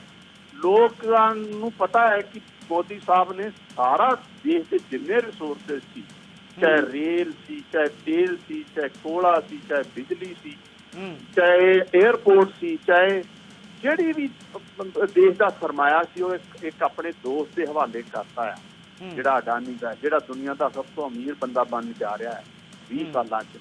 इस करके देश का ਜਿਹੜੇ बुरे हालात चो गुजर रहा है, इंटरनेशनल लैवल से जो जग हसाई साडे मुल्क की मोदी साहब ने करवाई है, जिस तरीके नाल सिर्फ ते सिर्फ पार्लियामेंट का रिकॉर्ड है कि 8000 करोड़ रुपया मोदी साहब ने अपनी ब्रांडिंग से प्रचार से लाता है। इस करके अज इन्हां तो, और सब तो वड्डी गल गगन जी, ਜਿਹੜੀਆਂ ਸਾਡੇ ਇੰਸਟੀਟਿਊਸ਼ਨਸ ਹੈ, honourable supreme court, election commission, ਉਹਨਾਂ ਤੇ ਇਹਨਾਂ ਨੇ ਆਪਣੀ ਵਿਚਾਰਧਾਰਾ ਵਾਲੇ ਕੱਟੜਪੰਥੀਆਂ ਨੂੰ ਬਿਠਾਉਣ ਤੇ ਜਾਂ ਉਹਨਾਂ ਤੇ ਕਬਜ਼ਾ ਕਰਨ ਲਈ ਜਾਂ ਉਹਨਾਂ ਨੂੰ ਖਤਮ ਕਰਨ ਲਈ ਕਿਸ ਤਰੀਕੇ ਨਾਲ ਮਿਸਯੂਜ਼ ਕੀਤਾ ਇਹਨਾਂ ਨੇ ਏਜੰਸੀਆਂ ਦਾ, ਅੱਜ ਦੇਸ਼ ਤਾਨਾਸ਼ਾਹੀ ਵੱਧ ਰਿਹਾ ਹੈ। ਇਹ ਤੇ ਉਹ ਹਾਲਾਤ ਹੈ ਜਿਹੜੇ ਬੀਜੇਪੀ ਜਿੱਥੋਂ ਆਈਡੀਓਲੋਜੀਕਲ ਸਭ ਤੋਂ ਵੱਧ ਪ੍ਰੇਰਨਾ ਲੈਂਦੀ RSS, ਉਹ ਕਹਿੰਦੇ ਰਿਜ਼ਰਵੇਸ਼ਨ ਖਤਮ ਕਰ ਦੇਣਾ ਦਲਿਤਾਂ ਦਾ, ਜਿਹੜਾ ਉਹਨਾਂ ਨੂੰ ਅਧਿਕਾਰ ਦਿੱਤਾ ਦਲਿਤ ਭਾਈਚਾਰੇ ਨੂੰ ਬਾਬਾ ਸਾਹਿਬ ਦੇ ਕੇ ਗਏ ਸੀ, ਉਸ ਲੀਗੇਸੀ ਨੂੰ, ਉਸ ਅਧਿਕਾਰਾਂ ਨੂੰ ਖਤਮ ਕਰਨਾ ਆ। ਚਾਰ ਚਫੇਰੇ ਬੁਰੇ ਹਾਲਾਤ ਹੈ। ਚਾਈਨਾ ਕਬਜ਼ੇ ਕਰ ਰਿਹਾ ਹੈ। ਸਾਡੀ ਜਿਹੜੀ ਇੰਟਰਨੈਸ਼ਨਲ ਲੈਵਲ ਤੇ ਕਰੰਸੀ ਆ ਗਗਨ ਜੀ, ਜਿਹੜੀ ਅੱਜ ਕਿੱਥੇ ਪਹੁੰਚ ਗਿਆ। ਮੇਰੀ ਸੁਣ ਲਓ ਗੱਲ, ਸੁਣ ਲਓ ਬਹੁਤ ਚਿਰ ਦਾ ਇਹ ਲੱਗੇ ਹੋਏ ਸੀ, ਮੇਰੀ ਆਵਾਜ਼ ਵੀ ਤੁਹਾਨੂੰ ਆ ਰਹੀ। ਅੱਜ ਕਰੰਸੀ ਜਿਹੜੀ ਆ ਦੇਸ਼ ਦਾ ਰੁਪਈਆ ਜਿਹੜਾ ਡਾਲਰ ਦੇ ਮੁਕਾਬਲੇ ਕਿੱਥੇ पहुंच गया, देश का मोदी साहब का मंत्री कहता चंद्रयान पे पहुंच के हम सूरज ग्रह पे जाएंगे। ਆ ਇਹਨਾਂ ਦੀ ਸਿਆਣਪ ਹੈ। ਸੈਣੀ ਮਿਸ਼ਰੀ ਵਰਗਿਆਂ ਨੂੰ ਆਪਣੀ ਕੈਬਨਿਟ 'ਚ ਰੱਖਿਆ ਔਰ ਕਿਸਾਨਾਂ ਨਾਲ ਵਾਅਦਾ ਕਰਕੇ ਮੁੱਕਰਨ ਵਾਲੀ ਭਾਜਪਾ ਤੋਂ ਹੁਣ ਦੇਸ਼ ਨਿਜਾਤ ਚਾਹੁੰਦਾ ਆ। ਇਸੇ ਕਰਕੇ ਡਿਫਰੈਂਟ ਜਿਹੜੀਆਂ ਸਾਡੀ ਪੋਲੀਟੀਕਲ ਆਈਡੀਓਲੋਜੀ ਹੋਣ ਕਰਕੇ ਵੀ ਦੇਸ਼ ਬਚਾਉਣ ਲਈ ਸਾਰੇ ਇਕੱਠੇ ਹੋਏ ਆ ਔਰ ਮੋਦੀ ਸਾਹਿਬ ਤੋਂ ਖਹਿੜਾ ਛਡਵਾਉਣਾ ਮੁਲਕ ਦਾ, ਇਹਨਾਂ ਦੀ ਤਾਨਾਸ਼ਾਹੀ ਤੋਂ, ਭਾਜਪਾ ਦੀ ਤਾਨਾਸ਼ਾਹੀ ਤੋਂ। ਇਸ ਕਰਕੇ ਇੰਡੀਆ ਗੱਠਜੋੜ ਬਣਿਆ। ਔਰ ਸਭ ਤੋਂ ਲਾਸਟ ਜਿਹੜੇ ਐਨਡੀਏ ਦੇ ਪਾਰਟਨਰ ਨੂੰ ਮੋਦੀ ਸਾਹਿਬ ਨੇ 9 ਸਾਲ ਹੋ ਗਏ ਕਦੀ ਫੋਨ ਨਹੀਂ ਕੀਤਾ ਸੀ, ਇੰਡੀਆ ਤੋਂ ਡਰਦੇ ਮਾਰੇ ਹੁਣ ਰਾਤੋਂ ਰਾਤ ਉਹਨਾਂ ਦੀ ਮੀਟਿੰਗਾਂ ਕਰ ਰਹੇ ਆ। ਇਥੋਂ ਪਤਾ ਲੱਗ ਰਿਹਾ ਕਿ ਇਹਨਾਂ ਦੀ ਹਾਲਤ ਬਦਲੀ ਹੈ। ਠੀਕ ਹੈ, ਕਾਂਗਰਸ ਤੋਂ ਮੇਰੇ ਨਾਲ ਹਰਸ਼ਪ੍ਰੀਤ ਖੜਿਆਲ ਸਾਹਿਬ ਵੀ ਜੁੜ ਰਹੇ ਨੇ। ਖੜਿਆਲ ਸਾਹਿਬ, ਇੰਡੀਆ ਗੱਠਜੋੜ ਦੀ ਮੀਟਿੰਗ ਸ਼ੁਰੂ ਹੋ ਰਹੀ ਹੈ, 2 ਦਿਨਾਂ ਮੀਟਿੰਗ ਹੈ ਔਰ ਉਸ ਤੋਂ ਪਹਿਲਾਂ ਐਨਡੀਏ ਵੱਲੋਂ ਵੱਡਾ ਹਮਲਾ ਬੋਲਿਆ ਗਿਆ। ਸਾਫ਼ कहता है कि एनडीए ਚੰਦਰਯਾਨ ਹੈ, ਮਿਸ਼ਨ 3 ਵੀ ਕਾਮਯਾਬ ਹੋਵੇਗਾ ਔਰ ਇੰਡੀਆ ਗੱਠਜੋੜ ਕਾਂਗਰਸ ਦੀ ਅਗਵਾਈ ਦੇ ਵਿੱਚ ਅਜਿਹੀ ਮਿਜ਼ਾਈਲ ਹੈ ਜਿਸ ਦੇ ਵਿੱਚ ਫਿਊਲ ਹੀ ਨਹੀਂ ਹੈ, ਇਹ ਕਰਪਟ ਮਿਜ਼ਾਈਲ ਹੈ ਕਿਉਂਕਿ ਕਰਪਸ਼ਨ ਦੇ ਬੇਸ ਤੇ ਕਾਂਗਰਸ ਦੀ ਅਗਵਾਈ ਵਿੱਚ ਲੀਡਰ ਇਕੱਠੇ ਹੋਣ ਜਾ ਰਹੇ ਨੇ, ਇਸ ਕਰਕੇ ਕਾਮਯਾਬ ਨਹੀਂ ਹੋਵੇਗਾ। ਖੜਿਆਲ ਸਾਹਿਬ, ਤੁਹਾਡਾ ਰਿਐਕਸ਼ਨ ਕਾਂਗਰਸ ਦੇ ਭਾਜਪਾ ਦਾ ਬੜਾ ਵੱਡਾ ਭੁਲੇਖਾ ਹੈ। ਇਹ ਭੁਲੇਖਾ ਅਸੀਂ ਪਹਿਲਾਂ ਹਿਮਾਚਲ 'ਚ ਕੱਢਿਆ, ਫਿਰ ਕਰਨਾਟਕਾ 'ਚ ਕੱਢਿਆ, ਹੁਣ 2024 ਵੀ ਕੱਢਾਂਗੇ ਤੇ ਟਾਈਮ ਇਸ ਚੀਜ਼ ਦੀ ਗਵਾਹੀ ਭਰੂਗਾ। ਦੂਜੀ ਗੱਲ ਇਹ ਹੈ ਕਿ ਭਾਜਪਾ ਤਿਆਰੀ ਕਰ ਲੇ ਕਿਉਂਕਿ ਘਬਰਾਹਟ ਤੇ ਬੌਖਲਾਹਟ ਭਾਜਪਾ ਦੀ ਨਾ ਖੁੱਲ੍ਹੇਆਮ ਸ਼ਰੇਆਮ ਨਜ਼ਰ ਆ ਰਹੀ ਹੈ। ਦੇਸ਼ ਨੂੰ ਬਚਾਉਣ ਲਈ ਪਹਿਲਾਂ ਤਾਂ ਇਹ ਗੱਲ ਆਪਾਂ ਸਮਝ ਲਈਏ ਕਿ ਸਾਰੀ ਪਾਰਟੀਆਂ 26+ ਪੋਲੀਟੀਕਲ ਪਾਰਟੀਆਂ ਦੇਸ਼ ਦੀਆਂ ਇਕੱਠੀਆਂ ਕਿਉਂ ਹੋਈਆਂ ਇੱਕ ਪਲੇਟਫਾਰਮ ਤੇ, ਕਿਉਂਕਿ ਭਾਜਪਾ ਸਾਡੇ ਦੇਸ਼ ਲਈ, ਸਾਡੇ ਲੋਕਤੰਤਰ ਲਈ ਖਤਰਾ ਬਣ ਚੁੱਕੀ ਹੈ। ਤੇ ਭਾਜਪਾ ਨੇ ਜਿਹੜਾ ਹਾਊਸ ਆਫ ਕਾਰਡਸ ਪੱਤਿਆਂ ਦਾ ਘਰ ਖੜਾ ਕੀਤਾ ਸੀਗਾ ਝੂਠ ਦੇ ਬੇਸਿਸ ਤੇ, ਝੂਠੇ ਵਾਅਦੇ ਦੇ ਬੇਸਿਸ ਤੇ, ਉਹ ਟੁੱਟਣਾ ਸ਼ੁਰੂ ਹੋ ਚੁੱਕਿਆ ਹੈ ਤੇ 2 ਸੂਬਿਆਂ ਤੋਂ ਬਾਹਰ ਹੋ ਗਏ, ਇਹ ਹੁਣ ਸੈਂਟਰ ਤੋਂ ਵੀ ਬਾਹਰ ਹੋਣਗੇ। ਅਗਲੀ ਇਹ ਗੱਲ ਕਿ ਤੁਸੀਂ ਦੇਖੋ ਭਾਜਪਾ ਦੇ ਨਾ ਲੀਡਰ ਜਿਹੜੇ ਸੀਗੇ, ਜਦੋਂ ਸਾਡੀ ਅਲਾਇੰਸ ਮੀਟਿੰਗ ਹੋਈ ਪਟਨਾ ਬਿਹਾਰ ਦੇ ਵਿੱਚ 16+ ਪੋਲੀਟੀਕਲ ਪਾਰਟੀਆਂ ਆਈਆਂ, ਫਿਰ ਬੰਗਲੌਰ ਦੇ ਵਿੱਚ 26+ ਪੋਲੀਟੀਕਲ ਪਾਰਟੀਆਂ ਆਈਆਂ। ਇਹ ਭਾਜਪਾ ਦੇ ਲੀਡਰ ਕਹਿਣ ਲੱਗੇ ਕਿ ਅਲਾਇੰਸ ਕਰਨਾ ਕਮਜ਼ੋਰੀ ਦੀ ਨਿਸ਼ਾਨੀ ਹੈ। ਅੱਜ ਮੈਂ ਭਾਜਪਾ ਨੂੰ ਪੁੱਛਦਾ ਕਿ ਜੇ ਅਲਾਇੰਸ ਕਰਨਾ ਕਮਜ਼ੋਰੀ ਦੀ ਨਿਸ਼ਾਨੀ ਹੁੰਦੀ ਹੈ ਤਾਂ ਐਨਡੀਏ ਦੇ ਵਿੱਚ ਜਿੰਨੇ ਅਲਾਇੰਸ ਪਾਰਟਨਰਸ ਆ ਸਾਰੇ ਨਾਲ ਤੋੜੋ ਜਾਂ ਆਪਦੇ ਦੌਰੇ ਮਾਫੀ ਤਿਆਗਦੇ ਭਾਜਪਾ। ਦੂਜੀ ਗੱਲ ਇਹ ਹੈ ਕਿ ਭਾਰਤੀ ਜਨਤਾ ਪਾਰਟੀ ਦੀ ਬੌਖਲਾਹਟ ਇੰਨੀ ਕੁ ਜ਼ਿਆਦਾ ਹੈ ਕਿ ਜਦੋਂ ਅਸੀਂ ਪਿਛਲੀ ਵਾਰ ਬੰਗਲੌਰ 'ਚ ਵੀ ਮੀਟਿੰਗ ਕੀਤੀ ਸੀਗੀ ਉਦੋਂ ਨਾਲ ਸਾਈਮਲਟੇਨੀਅਸ ਮੀਟਿੰਗ ਰੱਖ ਲਈ ਸੀ ਭਾਜਪਾ ਨੇ, ਤੇ ਐਤਕੀ ਜਿਹੜੇ ਇਹਨਾਂ ਦੇ ਅਲਾਈਜ਼ ਹੈਗੇ ਆ ਮੁੰਬਈ ਦੇ ਵਿੱਚ, ਮਹਾਰਾਸ਼ਟਰ ਦੇ ਵਿੱਚ, ਉਹਨਾਂ ਨੇ ਵੀ ਇੱਕ ਸਾਈਮਲਟੇਨੀਅਸ ਮੀਟਿੰਗ ਕਰਨ ਦੀ ਕੋਸ਼ਿਸ਼ ਕੀਤੀ ਹੈ। ਇਹ ਬੌਖਲਾਹਟ ਤੇ ਘਬਰਾਹਟ ਦਾ ਇੱਕ ਸਿਗਨਲ ਹੈ ਭਾਜਪਾ ਦਾ। ਦੂਜੀ ਗੱਲ ਤੁਸੀਂ ਪੁੱਛੋ ਕਿ ਮੈਂ ਭਾਜਪਾ ਨੂੰ ਆਪਣਾ ਪੁੱਛਣਾ ਚਾਹੁੰਦਾ ਕਿ 9 ਸਾਲਾਂ ਦੇ ਵਿੱਚ ਤੁਸੀਂ ਹਿੰਦੁਸਤਾਨ ਨੂੰ ਸਿਰਫ ਔਰ ਸਿਰਫ ਗੁਰਬਤ ਦਿੱਤੀ ਹੈ, ਮਹਿੰਗਾਈ ਦਿੱਤੀ ਹੈ, ਬੇਰੁਜ਼ਗਾਰੀ ਦਿੱਤੀ ਹੈ, ਬੁਰਾ ਮੈਡੀਕੇਅਰ ਦਿੱਤਾ ਹੈ, ਤੁਸੀਂ ਬੁਰੀ ਐਜੂਕੇਸ਼ਨ ਦਿੱਤੀ ਹੈ, ਤੁਸੀਂ ਮਹਿਲਾ ਸਸ਼ਕਤੀਕਰਨ ਨਹੀਂ ਕਰ ਸਕੇ, ਤੁਸੀਂ ਲਾਅ ਐਂਡ ਆਰਡਰ ਨਹੀਂ ਮੇਨਟੇਨ ਕਰ ਸਕੇ। ਮਨੀਪੁਰ ਇੰਸੀਡੈਂਟ ਹੋ ਗਿਆ, ਹਰਿਆਣਾ ਇੰਸੀਡੈਂਟ ਹੋ ਗਿਆ, ਉਹਦੇ ਬਾਵਜੂਦ ਮੋਦੀ ਸਾਹਿਬ ਨਹੀਂ ਬੋਲੇ। ਅੱਛਾ, ਗੱਲ ਕਰਨਗੇ ਵੀ ਫੇਸ ਕੌਣ ਹੈ ਤੁਹਾਡਾ, ਫੇਸ ਕੌਣ ਹੋ? ਮੈਂ ਦੱਸਦਾ ਕਿ ਭਾਰਤੀ ਜਨਤਾ ਪਾਰਟੀ ਦੀ ਸਰਕਾਰ ਵਾਂਗੂ ਸਾਡੇ ਡਿਸੀਜਨ ਇੱਕ ਵਿਅਕਤੀ ਨਹੀਂ ਲੈਂਦਾ, ਕਲੈਕਟਿਵ ਡਿਸੀਜਨ ਲਏ ਜਾਂਦੇ ਹੈ ਤੇ ਕਲੈਕਟਿਵਲੀ ਡਿਸੀਜਨ ਲੈ ਕੇ ਇੱਕ ਫੈਸਲੇ ਤੇ ਪਹੁੰਚਿਆ ਜਾਂਦਾ ਹੈ। ਭਾਜਪਾ ਦੇ ਵਿੱਚ ਕੀ ਹੁੰਦਾ ਹੈ, ਮੈਂ ਦੱਸਦਾ ਐਨਡੀਏ ਦੇ ਵਿੱਚ ਜਾਂ ਭਾਜਪਾ ਦੀ ਆਪਣਾ ਪਾਰਟੀ ਦੇ ਵਿੱਚ ਕੋਈ ਐਸਾ ਲੀਡਰ, ਕੋਈ ਐਸਾ ਵਿਅਕਤੀ ਨਹੀਂ ਜੋ ਕਹਿ ਸਕੇ ਆਹ ਵਿਅਕਤੀ ਕੇਪੇਬਲ ਹੈ ਪੀਐਮ ਫੇਸ ਲਈ, ਆਹ ਇੰਡੀਵਿਜੂਅਲ ਕੇਪੇਬਲ ਹੈ ਪੀਐਮ ਫੇਸ ਲਈ। ਸਿਰਫ ਔਰ ਸਿਰਫ ਇੱਕ ਵਿਅਕਤੀ ਹੈ ਜਿਹਨੇ 9 ਸਾਲਾਂ ਦੇ ਵਿੱਚ ਮੋਦੀ ਸਾਹਿਬ ਨੇ ਇੱਕ ਦਫਾ ਪ੍ਰੈਸ ਕਾਨਫਰੰਸ ਨਹੀਂ ਕੀਤੀ, ਉਹ ਇਹਨਾਂ ਦਾ ਫੇਸ ਹੈ ਤੇ ਇਹਨਾਂ ਦੀ ਮਜਬੂਰੀ ਹੈ। ਸਾਡੇ ਕੋਲੇ more than a dozen leaders, ਇੱਕ ਦਰਜਨ ਤੋਂ ਜ਼ਿਆਦਾ ਲੀਡਰਸ ਹੈ ਜੋ ਬਹੁਤ ਕੇਪੇਬਲ ਹੈ, ਬੜਾ ਵੱਡਾ ਵਿਜ਼ਨ ਹੈ, ਬੜਾ ਵੱਡਾ ਡਿਵੈਲਪਮੈਂਟਲ ਏਜੰਡਾ ਹਿੰਦੁਸਤਾਨ ਲਈ। ਤੁਸੀਂ ਦੇਖੋ ਕਿ 2024 ਦੇ ਵਿੱਚ ਭਾਜਪਾ ਦਾ ਜਿਹੜਾ ਅਹੰਕਾਰ ਹੈ ਇਹ ਵੀ ਟੁੱਟੂਗਾ ਤੇ ਭਾਰਤੀ ਜਨਤਾ ਪਾਰਟੀ ਦੇ ਜਿਹੜੇ ਫੇਲੀਅਰਸ ਹੈ, ਗਲਤੀਆਂ ਇਹਨਾਂ ਦੀਆਂ, ਉਹ ਵੀ ਐਕਸਪੋਜ਼ ਹੋਣਗੀਆਂ। ਠੀਕ ਹੈ, ਤੇ ਲਾਸਟ ਜੀ ਮਨਜਿੰਦਰ ਸਿਰਸਾ ਸਾਹਿਬ, ਸਵਾਲਾਂ ਦੇ ਕਈ ਸਾਰੇ ਸਵਾਲਾਂ ਦੇ ਜਵਾਬ ਮਿਲੇ ਨੇ।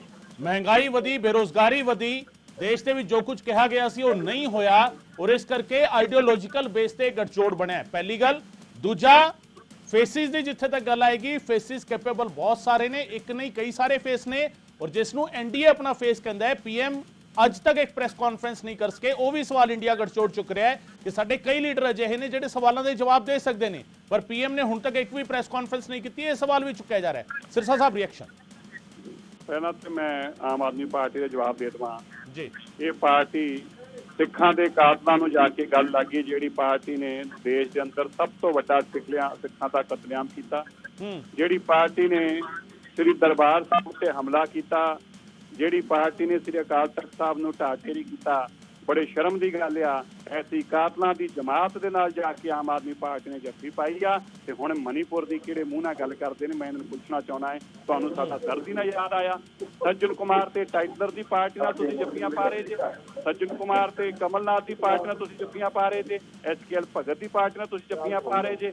ਜਿਨ੍ਹਾਂ ਨੇ ਸਿੱਖਾਂ ਦੇ ਖੂਨ ਦੇ ਨਾਲ ਜਿਨ੍ਹਾਂ ਦੇ ਹੱਥ ਰੰਗੇ ਨੇ, ਉਸ ਪਾਰਟੀ ਨੂੰ ਤੁਸੀਂ ਜੱਫੀਆਂ ਪਾ ਰਹੇ। ਭਾਗਲਪੁਰ ਦੇ ਕਤਲੇਆਮ ਕਰਨ ਵਾਲੀ ਪਾਰਟੀ ਨਾਲ ਤੁਸੀਂ ਜੱਫੀਆਂ ਪਾ ਰਹੇ ਜੇ। 1992 ਦਾ ਬੰਬ ਕਾਂਡ ਕਰਾਉਣ ਵਾਲੀ ਪਾਰਟੀ ਨਾਲ ਤੁਸੀਂ ਜੱਫੀਆਂ ਪਾ ਰਹੇ। ਅੱਜ ਜਿਹੜੇ ਕਹਿ ਰਹੇ ਸਾਡੇ ਕੋਲ ਚਿਹਰੇ ਆ, ਚਿਹਰੇ ਕੌਣ ਨੇ? ਪਹਿਲਾਂ ਰਾਹੁਲ ਗਾਂਧੀ ਨੂੰ ਲੈ ਕੇ ਆਏ, ਉਹ ਫੇਲ ਹੋ ਗਿਆ। ਫਿਰ ਪ੍ਰਿਯੰਕਾ ਨੂੰ ਵਾਈਸ ਪ੍ਰੈਜ਼ੀਡੈਂਟ ਬਣਾਇਆ, ਉਹ ਫੇਲ ਹੋ ਗਈ। ਹੁਣ ਖੜਗੇ ਸਾਹਿਬ ਨੂੰ ਸਾਹਮਣੇ ਲੈ ਕੇ ਆ ਗਏ। ਪਹਿਲਾਂ ਅਰਵਿੰਦ ਕੇਜਰੀਵਾਲ ਜੀ ਪ੍ਰਧਾਨ ਮੰਤਰੀ ਦੇ ਖਿਲਾਫ ਇਲੈਕਸ਼ਨ ਲੜਨ ਗਏ, ਫੇਲ ਹੋ ਗਏ। ਜਦੋਂ ਇਹ ਸਾਰੇ ਮੁੱਦਿਆਂ ਤੇ ਫੇਲ ਹੋ ਗਏ, ਇਹਨਾਂ ਨੇ ਦੇਸ਼ ਦੇ ਅੰਦਰ ਲੁੱਟ ਦਾ ਕੰਮ ਸ਼ੁਰੂ ਕੀਤਾ ਕਿ ਦੁਬਾਰਾ ਤੇ ਅਸੀਂ ਆਉਣਾ ਨਹੀਂ, ਪੈਸੇ ਲੁੱਟ ਲਈਏ।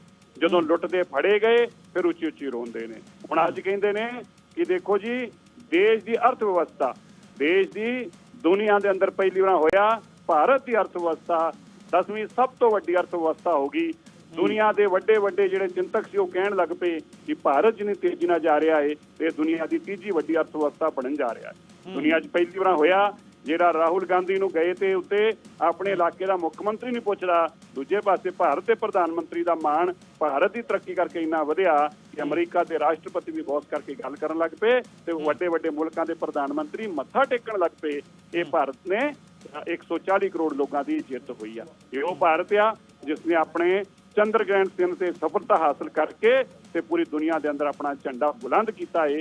ਇਸ ਕਰਕੇ ਜਿਹੜੇ ਕਰਪਟ ਲੋਕ ਸੀ, ਜਿਹੜੇ ਬੇਈਮਾਨ ਲੋਕ ਸੀ, ਜਿਹੜੇ ਬੇਲਾਂ ਤੇ ਜੇਲ੍ਹ ਤੇ ਲੋਕ ਸੀਗੇ, ਅੱਜ ਉਹ ਇਕੱਠੇ ਹੋਣ ਨੂੰ ਮਜਬੂਰ ਹੋਏ ਆ। ਸਰ ਮਹਿੰਗਾਈ ਤੇ ਬੇਰੁਜ਼ਗਾਰੀ ਤੇ ਪੁੱਛਣਾ ਚਾਹੁੰਦਾ ਹੈ, ਮੇਰੀ ਬੇਨਤੀ ਸੁਣੋ, ਜਿਹੜਾ ਤੁਸੀਂ ਦੂਜਾ ਸਵਾਲ ਕੀਤਾ, ਮੈਂ ਇੰਨਾ ਜ਼ਰੂਰ ਪੁੱਛਣਾ ਚਾਹੁੰਦਾ ਹੈ, ਕਿਆ ਜਦੋਂ ਇਹ ਜੱਫੀਆਂ ਪਾ ਰਹੇ ਸੀ ਇਹਨਾਂ ਨੂੰ ਸ੍ਰੀ ਦਰਬਾਰ ਸਾਹਿਬ ਤੇ ਚੱਲੀਆਂ ਗੋਲੀਆਂ ਚੇਤੇ ਆਈਆਂ ਕਿ ਨਾ ਆਈਆਂ? ਜਦੋਂ ਇਹ ਜੱਫੀਆਂ ਪਾ ਰਹੇ ਸੀ ਰਾਹੁਲ ਨੂੰ, ਇਹਨਾਂ ਨੂੰ ਸਿੱਖਾਂ ਦਾ ਉਹ ਕਤਲੇਆਮ 1984 ਦਾ ਚੇਤੇ ਆਇਆ ਜਾਂ ਨਾ ਆਇਆ? ਮੈਂ ਇੰਨਾ ਪੁੱਛਣਾ ਚਾਹੁੰਦਾ ਹੈ, ਜਦੋਂ ਇਹ ਜਾ ਕੇ ਜੱਫੀਆਂ ਪਾ ਰਹੇ ਸੀ ਇਹਨਾਂ ਨੂੰ ਅਕਾਲ ਤਖਤ ਦਾ ਢੈਂਡਾ ਦਿਖਿਆ ਜਾਂ ਨਾ ਦਿਖਿਆ? ਤੁਸੀਂ ਦੇਖੋ ਰਾਜਨੀਤੀ ਪਿੱਛੇ ਇਨਸਾਨ ਕਿਸ ਕਦਰ ਥੱਲੇ ਆ ਜਾਂਦਾ ਹੈ। ਅਕਾਲ ਤਖਤ ਨੂੰ ਢਾਉਣ ਵਾਲੇ ਨੂੰ ਜੱਫੀਆਂ ਪਾ ਕੇ ਕਹਿੰਦੇ ਨੇ ਸਾਡੀ ਜਿੱਤ ਹੋ ਗਈ ਆ, ਸਾਡੀ ਜਿੱਤ ਹੋ ਗਈ ਆ, ਸਾਡੀ ਜਿੱਤ ਹੋ ਗਈ ਆ। ਐਸੀ ਜਿੱਤਾਂ ਤੁਹਾਨੂੰ ਮੁਬਾਰਕ ਨੇ। ਦੇਸ਼ ਦੀ ਕੌਮ ਤੁਹਾਨੂੰ ਕਦੀ ਮੂੰਹ ਨਹੀਂ ਲਾਊਗੀ, ਦੇਸ਼ ਦੇ ਲੋਕ ਤੁਹਾਨੂੰ ਮੂੰਹ ਨਹੀਂ ਲਾਉਣਗੇ ਜੋ ਤੁਸੀਂ ਬੇਈਮਾਨੀ ਕੀਤੀ ਆ। ਔਰ ਕਰਪਟ ਲੋਕ, ਬੇਈਮਾਨ ਲੋਕ, ਜੇਲ੍ਹ ਔਰ ਬੇਲ ਵਾਲੇ ਲੋਕ ਇਕੱਠੇ ਹੋਏ ਨੇ। ਇਸ ਤੋਂ ਜ਼ਿਆਦਾ ਇਹਨਾਂ ਦਾ ਕੋਈ ਵਜੂਦ ਨਹੀਂ, ਇਸੇ ਕਰਕੇ ਇਕੱਠੇ ਹੋਣ ਨੂੰ ਮਜਬੂਰ ਹੋ ਗਏ। ਸਰ ਮਹਿੰਗਾਈ ਬੇਰੁਜ਼ਗਾਰੀ ਮੁੱਦਾ ਹੈ ਕਿ ਨਹੀਂ ਹੈ? ਸਭ ਤੋਂ ਜ਼ਿਆਦਾ ਰੋਜ਼ਗਾਰ ਦੇਣ ਵਾਲੀ ਪਾਰਟੀ ਇਹ ਆ। 9 ਸਾਲਾਂ ਦੇ ਅੰਦਰ ਸਭ ਤੋਂ ਜ਼ਿਆਦਾ ਰੋਜ਼ਗਾਰ ਦੇ ਮੇਲੇ ਲੱਗਦੇ ਪਏ ਨੇ। ਤੁਸੀਂ ਸੁਣਿਆ ਸੀ ਕਦੀ ਕਿ ਰੋਜ਼ਗਾਰ ਦੇ ਮੇਲੇ ਲੱਗਿਆ ਕਰਨ? ਆ ਹੁਣ ਪਰਸੋਂ ਰੋਜ਼ਗਾਰ ਦਾ ਮੇਲਾ ਲੱਗ ਕੇ ਹਟਿਆ ਹੈ। ਦੇਸ਼ ਦੇ ਅੰਦਰ ਸਭ ਤੋਂ ਜ਼ਿਆਦਾ ਰੋਜ਼ਗਾਰ ਦੇਣ ਵਾਲੀ ਔਰ ਦੂਜੇ ਪਾਸੇ ਆਮ ਆਦਮੀ ਪਾਰਟੀ ਆ ਜਿਸ ਨੇ 9 ਸਾਲਾਂ 'ਚ ਕੁੱਲ 800 ਲੋਕ ਭਰਤੀ ਕੀਤੇ ਨੇ, ਕੁੱਲ 800 ਨੌਕਰੀਆਂ ਦਿੱਤੀਆਂ ਨੇ। ਔਰ ਇੱਕ ਪਾਸੇ ਦੇਸ਼ ਦਾ ਸਭ ਤੋਂ ਵੱਡਾ ਰੋਜ਼ਗਾਰ ਮੇਲੇ ਲੱਗਦੇ ਨੇ। ਇਹ ਹਾਲਾਤ ਨੇ, ਇਹ ਦੇਸ਼ ਦਾ ਬਦਲਾਅ ਆ। ਦੇਸ਼ ਦੇ ਪ੍ਰਧਾਨ ਮੰਤਰੀ ਨੇ ਦੱਸਿਆ ਹੁਣ ਅਗਲਾ ਮਿਸ਼ਨ 30 ਕਰੋੜ ਰੋਜ਼ਗਾਰ ਦਾ, 30 ਕਰੋੜ 8 ਕਰੋੜ ਰੋਜ਼ਗਾਰ ਨੂੰ ਪੂਰਾ ਕਰਨ ਤੋਂ ਬਾਅਦ 8 ਕਰੋੜ ਰੋਜ਼ਗਾਰ। ਬਾਹਰ ਸਾਹਿਬ ਗਿਣਤੀਆਂ ਕਰਨੀਆਂ ਮੁਸ਼ਕਲ ਹੋ ਜਾਂਦੀਆਂ, ਪਰ ਇਹਨਾਂ ਦੀ ਮਜਬੂਰੀ ਹੈ ਕਿ ਗਿਣਤੀ ਪੈਸਿਆਂ ਦੀ ਕਰਦੇ, ਸ਼ਰਾਬ ਦੇ ਪੈਸਿਆਂ ਦੀ ਗਿਣਤੀ ਕਰਦੇ। ਇਹਨਾਂ ਦਾ ਕਸੂਰ ਕੀ ਆ? ਇਹਨਾਂ ਦਾ ਕਸੂਰ ਹੀ ਕੋਈ ਨਹੀਂ। ਇਹ ਤਾਂ ਲੁੱਟਣ ਲਈ ਇਕੱਠੇ ਹੋਏ ਸੀ। ਲੁੱਟੋ, ਠੀਕ ਆ, ਤੁਹਾਡਾ ਇੱਕ ਮਕਸਦ ਆ। ਭਾਰਤ ਦੀ ਸਰਕਾਰ ਦੇ ਅੰਦਰ ਜਿਹੜੀ ਸਰਕਾਰ ਐਨਡੀਏ ਦੀ, ਉਹਨਾਂ ਦਾ ਦੂਜਾ ਮਕਸਦ। ਸਰ ਮਹਿੰਗਾਈ ਵਧੀ ਕੇ ਆਪਣੇ ਮਕਸਦ ਤੇ ਕਾਮਯਾਬ ਹੋ। ਸਰ ਮਹਿੰਗਾਈ ਵਧੀ ਕੇ ਘਟੀ? ਲਾਸਟ ਸਵਾਲ। ਜਦੋਂ ਦੇਸ਼ ਦੇ ਅੰਦਰ, ਦੁਨੀਆ ਦੇ ਅੰਦਰ ਹਰ ਕਰੰਸੀ ਦੇ ਅੰਦਰ ਜਿਹੜੀ ਵੈਲਿਊਏਸ਼ਨ ਹੋਊਗੀ ਉਹਦੇ ਮੁਤਾਬਕ ਦੇਸ਼ ਦੇ ਅੰਦਰ ਵੀ ਵੈਲਿਊਏਸ਼ਨ ਹੋਊਗੀ। ਜੇ ਮਹਿੰਗਾਈ ਆ ਤੇ ਫਿਰ ਤੇ 7 ਰੁਪਏ ਲੀਟਰ ਪੈਟਰੋਲ ਹੁੰਦਾ ਸੀ, ਫਿਰ ਤੇ ਕਾਂਗਰਸ ਦੀ ਪਾਰਟੀ ਦੇ ਨਾਲ ਕੋਈ ਖਲੋਣਾ ਨਹੀਂ ਚਾਹੀਦਾ। ਇਹਨਾਂ ਨੂੰ ਪੁੱਛੋ 7 ਰੁਪਏ ਲੀਟਰ ਵਾਲੀ ਪੈਟਰੋਲ ਕਰਨ ਵਾਲੀ ਪਾਰਟੀ ਜਿਹੜੀ ਸੀਗੀ ਉਹ 80 ਰੁਪਏ ਦੇ ਕੇ ਗਈ ਸੀ, ਤੁਸੀਂ ਉਹਦੇ ਨਾਲ ਕਿਉਂ ਖੜੇ ਜੇ? ਮਹਿੰਗਾਈ ਤੇ ਉਹ ਆ। ਦੇਸ਼ ਦੀ ਕਰੰਸੀ ਜਿੱਦਣ ਦੇਸ਼ ਵੱਖਰਾ ਹੋਇਆ ਸੀਗਾ ਉਦੋਂ ਦੇਸ਼ ਦੀ ਕਰੰਸੀ ਅਮਰੀਕਾ ਦੇ ਮੁਕਾਬਲੇ ਕਿੱਥੇ ਸੀ? 14 ਰੁਪਏ ਤੇ। ਕਿੱਥੇ ਲੈ ਕੇ ਛੱਡ ਕੇ ਗਏ? 80 ਰੁਪਏ ਤੇ। ਮਹਿੰਗਾਈ ਤੇ ਇਹਨੂੰ ਕਹਿੰਦੇ ਨੇ। ਮਹਿੰਗਾਈ ਇਹ ਆ ਜਦੋਂ ਅਰਥ ਵਿਵਸਥਾ ਨੂੰ ਤੁਸੀਂ ਗਿਰਵੀ ਪਾਤਾ।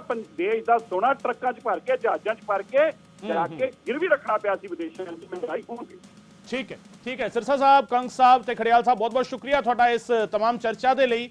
ਅਸੀਂ ਇੱਕ ਰਿਐਕਸ਼ਨ ਨਹੀਂ ਲੈ ਪਾਏ, ਚਾਹੁੰਦੇ ਸੀ ਕਿ ਇਸ ਚਰਚਾ ਨੂੰ ਅੱਗੇ ਵਧਾਈਏ ਪਰ ਵਕਤ ਫਿਲਹਾਲ ਇਜਾਜ਼ਤ ਨਹੀਂ ਦੇ ਰਿਹਾ। ਬਹੁਤ ਸ਼ੁਕਰੀਆ ਤੁਹਾਡਾ ਤਿੰਨਾਂ ਦਾ ਆਪਣੇ ਵਿਚਾਰ ਰੱਖਣ ਦੇ ਲਈ। ਸੋ ਸਵਾਲ ਜਿਹੜੇ ਚੁੱਕੇ ਜਾ ਰਹੇ ਨੇ ਮਹਿੰਗਾਈ ਤੇ ਬੇਰੁਜ਼ਗਾਰੀ ਦਾ ਸਵਾਲ ਹੈ। ਮਹਿੰਗਾਈ ਤੇ ਬੇਰੁਜ਼ਗਾਰੀ ਤੇ ਸਭ ਦੇ ਵਿਚਾਲੇ ਇੱਕ ਵੱਡੀ ਖਬਰ ਸਾਹਮਣੇ ਆ ਰਹੀ ਹੈ। सूत्रों के हवाले तो यह बड़ी खबर है, सरकार ने बदलवे प्रबंध करने शुरू कर दिते ने। सूत्रों के हवाले तो यह बड़ी खबर है, पटवारियां ते कानूनगो दे मामले ते सरकार सख्त है, सरकार ने बदलवे प्रबंध करने शुरू किए ने, सरकार ने ट्रेनिंग अधीन पटवारियों का वेरवा मंगਿਆ है, महकमे ਨੂੰ ਅਜਿਹੇ ਪਟਵਾਰੀਆਂ ਤੇ ਕਾਨੂੰਗੋ ਦੀ ਲਿਸਟ ਤਿਆਰ ਕਰਨ ਲਈ ਕਹਿ ਦਿੱਤਾ ਹੈ। ਨਵੀਂ ਭਰਤੀਆਂ ਨੂੰ ਲੈ ਕੇ ਵੀ ਸਰਕਾਰ ਨੇ ਚਰਚਾ ਸ਼ੁਰੂ ਕਰ ਦਿੱਤੀ ਹੈ। ਮਾਲ ਅਫਸਰਾਂ ਵੱਲੋਂ ਅੱਗੇ ਰੱਖੇ ਬੰਦਿਆਂ ਦਾ ਵੀ ਸਰਕਾਰ ਨੇ ਵੇਰਵਾ ਮੰਗਿਆ ਹੈ। ਬੀਤੇ ਦਿਨ ਮੁੱਖ ਮੰਤਰੀ ਨੇ ਕਲੀਅਰ ਕਰ ਦਿੱਤਾ ਸੀ ਕਿ ਸਾਨੂੰ ਪਤਾ ਹੈ ਕਿ 1.5 ਲੱਖ ਰੁਪਏ ਤਨਖਾਹ ਲੈਣ ਵਾਲਿਆਂ ਨੇ ਅੱਗੇ 10-10 ਹਜ਼ਾਰ ਦੇ ਵਿੱਚ ਬੰਦੇ ਰੱਖੇ ਹੋਏ ਨੇ। ਇਹਨਾਂ ਦਾ ਵੇਰਵਾ ਵੀ ਸਰਕਾਰ ਨੇ ਹੁਣ ਆਫੀਸ਼ੀਅਲੀ ਮੰਗਣਾ ਸ਼ੁਰੂ ਕਰ ਦਿੱਤਾ ਹੈ। ਡਿਟੇਲਸ ਮੰਗਣੀਆਂ ਸ਼ੁਰੂ ਕਰ ਦਿੱਤੀਆਂ ਨੇ ਕਿ ਕਿਹੜੇ ਅਜਿਹੇ ਅਧਿਕਾਰੀ ਨੇ ਜਿਹੜੇ ਖੁਦ ਡਿਊਟੀ ਤੇ ਨਹੀਂ ਜਾਂਦੇ ਔਰ ਜਿਨ੍ਹਾਂ ਨੇ ਅੱਗੇ ਬੰਦੇ ਰੱਖੇ ਹੋਏ ਨੇ, ਉਹਨਾਂ ਦੇ ਬਾਰੇ ਜਾਣਕਾਰੀ ਇਕੱਠੀ ਕੀਤੀ ਜਾ ਰਹੀ ਹੈ। ਇਸ ਦੇ ਨਾਲ ਹੀ ਸਰਕਾਰ ਇਹ ਕਹਿ ਰਹੀ ਹੈ ਕਿ ਬਦਲਵੇਂ ਪ੍ਰਬੰਧ ਸਰਕਾਰ ਦੇ ਵੱਲੋਂ ਕੀਤੇ ਜਾਣੇ ਸ਼ੁਰੂ ਹੋ ਗਏ ਨੇ। ਸੂਤਰਾਂ ਦੇ ਹਵਾਲੇ ਤੋਂ ਇਸ ਵੇਲੇ ਦੀ ਵੱਡੀ ਖਬਰ, ਸਰਕਾਰ ਨੇ ਬਦਲਵੇਂ ਇੰਤਜ਼ਾਮ ਕਰਨੇ ਸ਼ੁਰੂ ਕਰ ਦਿੱਤੇ ਨੇ।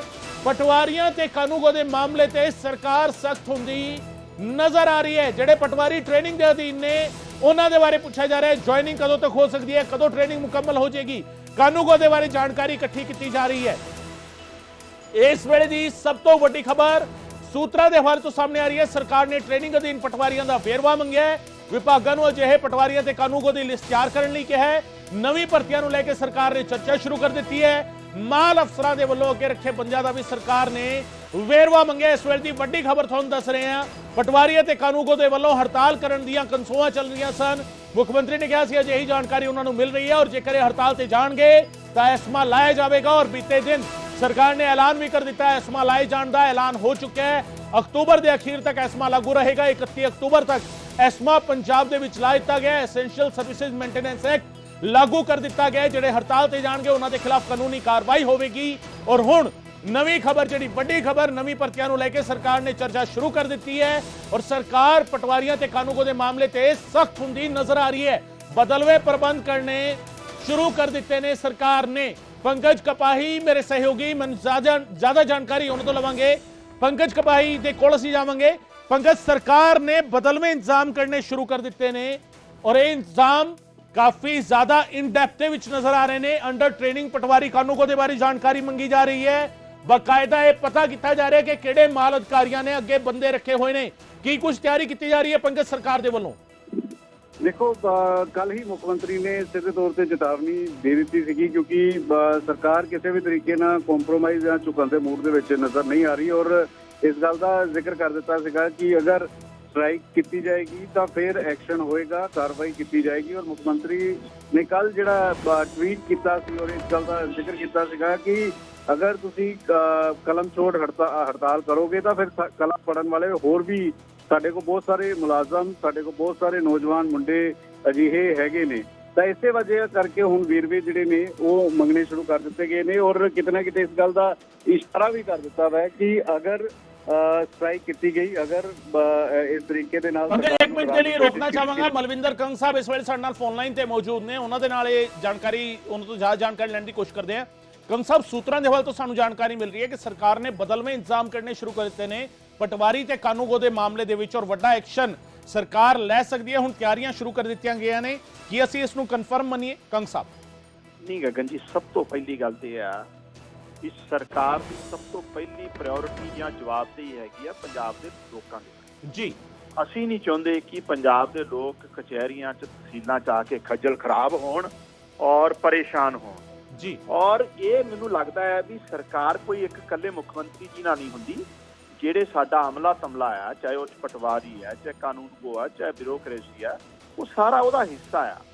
ਸਭ ਤੋਂ ਪਹਿਲਾਂ ਤਾਂ ਇਸ ਕਰਕੇ ਅਸੀਂ ਇਹਨਾਂ ਨੂੰ ਕਹਾਂਗੇ ਐਵੇਂ ਦੀ ਨੌਬਤ ਨਾ ਆਵੇ। ਲੇਕਿਨ ਅਸੀਂ ਜੇ ਲੋਕ ਖੱਜਲ ਖਰਾਬ ਹੋਣਗੇ ਤਾਂ ਸਰਕਾਰ ਨੂੰ ਕੋਈ ਨਾ ਕੋਈ ਬਹੁਤ ਐਕਸਟ੍ਰੀਮ ਸਟੈਪ ਜਿਹੜਾ ਆ ਉਹ ਲੈਣਾ ਪੈਣਾ, ਫਿਰ ਸਾਡੇ ਕੋਲ ਚਾਂਸ ਹੀ ਕੋਈ ਨਹੀਂ। ਔਰ ਦੂਜੀ ਗੱਲ, ਜਿਹੜਾ ਸਾਡਾ ਇਹ ਪਟਵਾਰੀ ਜਾਂ ਕਾਨੂੰਗੋ ਜੋ ਹੜਤਾਲ ਦੀ ਗੱਲ ਕਰ ਰਿਹਾ, ਕਿਸੇ ਵੀ ਕਰਪਟ ਬੰਦੇ ਦੇ ਹੱਕ 'ਚ ਆ ਕੇ ਇਹਨਾਂ ਨੂੰ ਇਸ ਤਰ੍ਹਾਂ ਦੇ ਫੈਸਲੇ ਨਹੀਂ ਲੈਣੇ ਚਾਹੀਦੇ।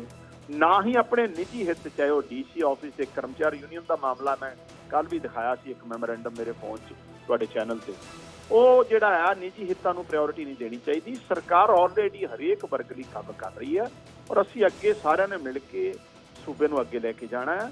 ਅਸੀਂ ਨਹੀਂ ਚਾਹੁੰਦੇ ਕਿ ਨੌਬਤ ਐਵੇਂ ਦੀ ਬਣੇ ਜਿਹੜਾ ਮੁੱਖ ਮੰਤਰੀ ਜੀ ਨੇ ਕੱਲ ਕਿਹਾ ਆ ਕਿ ਸਾਨੂੰ ਇਹਨਾਂ ਨੂੰ ਜਿਹੜਾ ਕਲਮ ਛੋੜ ਹੜਤਾਲ ਜਿਹੜੀ ਕਰ ਰਿਹਾ ਤੇ ਉਹ ਪੱਕੇ ਨਾ ਛੁੱਟ ਜਾਣ। ਅਸੀਂ ਨਹੀਂ ਚਾਹੁੰਦੇ ਐਵੇਂ ਦੀ ਨੌਬਤ ਆਵੇ। ਲੇਕਿਨ ਇਹ ਗੱਲ ਬੜੀ ਸਪਸ਼ਟ ਹੈ ਕਿ ਪੰਜਾਬ ਸਰਕਾਰ ਲੋਕਾਂ ਨੂੰ ਖੱਜਲ ਖਰਾਬ ਨਹੀਂ ਹੋਣ ਦਿਊ। ਲੋਕਾਂ ਨੂੰ ਖੱਜਲ ਖੁਆਰ ਨਹੀਂ ਹੋਣ ਦਿੱਤਾ ਜਾਵੇਗਾ, ਲੋਕ ਖੱਜਲ ਨਾ ਹੋਣ। ਸਰਕਾਰ ਨੇ ਅੰਦਰ ਖਾਨੇ ਕੰਗ ਸਾਹਿਬ ਤਿਆਰੀਆਂ ਵੀ ਸ਼ੁਰੂ ਕਰ ਦਿੱਤੀਆਂ ਨੇ, ਪੈਰਲਲ ਡਾਕੂਮੈਂਟੇਸ਼ਨ ਸ਼ੁਰੂ ਕੀਤੀ ਗਈ ਹੈ ਕੋਈ? ਦੇਖੋ ਸਰਕਾਰ ਨੇ ਤੇ ਆਪਣਾ ਕੰਮ ਥੋੜੀ ਰੁਕਣ ਦੇਣਾ ਹੈ। ਸਭ ਤੋਂ ਵੱਧ ਜਿਹੜਾ ਵਾਹ ਜਿਹੜਾ ਆ ਲੋਕਾਂ ਦਾ ਉਹ ਕਚਹਿਰੀਆਂ ਨਾਲ ਤਹਿਸੀਲਾਂ ਨਾਲ ਪੈਂਦਾ ਹੈ। ਔਰ ਅਸੀਂ ਲੋਕ ਉੱਥੇ ਰੋਲ ਨਾ ਪਰੇਸ਼ਾਨ ਨਾ ਹੋਣ, ਇਸ ਕਰਕੇ ਉਸ ਕੰਮ 'ਚ ਕੋਈ ਰੁਕਾਵਟ ਨਾ ਆਵੇ। ਇਸ ਕਰਕੇ ਇਹਨਾਂ ਨੂੰ ਕਿਹਾ ਆ ਕਿ ਪਟਵਾਰ ਯੂਨੀਅਨ ਨੂੰ, DC ਆਫਿਸ ਯੂਨੀਅਨ ਨੂੰ ਜਾਂ ਬਾਕੀ ਜਿਹੜੇ ਵੀ ਅਦਾਰੇ ਜਿਹੜੇ ਕਹਿ ਰਹੇ ਆ ਵੀ ਹੜਤਾਲ ਤੇ ਜਾਣਾ, ਵੀ ਤੁਸੀਂ ਇਹ ਵਾਪਸ ਲਓ ਆਪਣੀ ਕਾਲ। ਔਰ ਜਿਹੜੇ ਮੁੱਦੇ ਆ ਤੁਹਾਡੇ ਆਲਰੇਡੀ ਸਰਕਾਰ ਉਹਨਾਂ ਨੂੰ ਕੰਸੀਡਰੇਟ ਕਰ ਰਹੀ ਹੈ ਹਰ ਤਰ੍ਹਾਂ, ਟਾਈਮ ਟੂ ਟਾਈਮ। ਤੁਹਾਡੀਆਂ ਜਿਹੜੀਆਂ ਜਾਇਜ਼ ਮੰਗਾਂ ਆ ਉਹਨਾਂ ਨੂੰ ਤਾਂ ਲੈ ਕੇ ਕਦੀ ਵੀ ਸੰਵਾਦ CM ਸਾਹਿਬ ਨੇ ਜਾਂ ਸਰਕਾਰ ਨੇ ਕਦੀ ਤੋੜਿਆ ਹੀ ਨਹੀਂ ਹੈ। ਲੇਕਿਨ ਇਹਦਾ ਮਤਲਬ ਇਹ ਨਹੀਂ ਹੈ ਵੀ ਤੁਸੀਂ ਇਸ ਤਰ੍ਹਾਂ ਦੀਆਂ ਧਮਕੀਆਂ ਦਿਓ। ਕੋਈ ਫੌਜੀ ਜਿਹੜਾ ਫੌਜ ਤੇ ਜਿਹੜਾ ਬਾਰਡਰ ਤੇ ਜਾ ਕੇ ਥੋੜੀ ਕਹਿੰਦਾ ਮੈਂ ਹਥਿਆਰ ਸੁੱਟ ਦੂੰਗਾ, ਇਹ ਨਹੀਂ ਹੈ। ਇਸ ਕਰਕੇ ਇਹ ਵੀ ਸਾਰੇ ਸਰਕਾਰ ਦਾ ਹਿੱਸਾ ਹੈ। ਲੋਕਾਂ ਦੇ ਪ੍ਰਤੀ ਲੋਕਾਂ ਦੀ ਇਹਨਾਂ ਦੀ ਜਵਾਬਦੇਹੀ ਵੀ ਹੈ ਔਰ ਲੋਕਾਂ ਦੀ ਪਰੇਸ਼ਾਨੀ ਦਾ ਕਾਰਨ ਇਹਨਾਂ ਨੂੰ ਨਹੀਂ ਬਣਨਾ ਚਾਹੀਦਾ।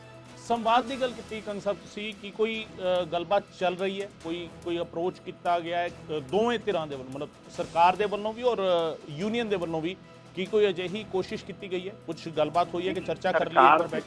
ਗਗਨ ਜੀ, ਸਰਕਾਰ ਨੇ ਸੰਵਾਦ ਤੋਂ ਤਾਂ ਕਦੀ ਵੀ ਨਹੀਂ। ਸਰਕਾਰ ਤੇ ਹਰੇਕ ਮਸਲੇ ਨੂੰ ਲੈ ਕੇ ਜਿਸ ਦਿਨ 1.5 ਸਾਲ ਹੋ ਗਿਆ ਹਰ ਰੋਜ਼ ਡਿਫਰੈਂਟ ਜਿਹੜੀਆਂ ਆਰਗੇਨਾਈਜੇਸ਼ਨਸ ਨਾਲ ਮੀਟਿੰਗਾਂ ਹੁੰਦੀਆਂ ਰਹਿੰਦੀਆਂ ਔਰ ਇਹਨਾਂ ਨਾਲ ਵੀ ਹੋਈਆਂ।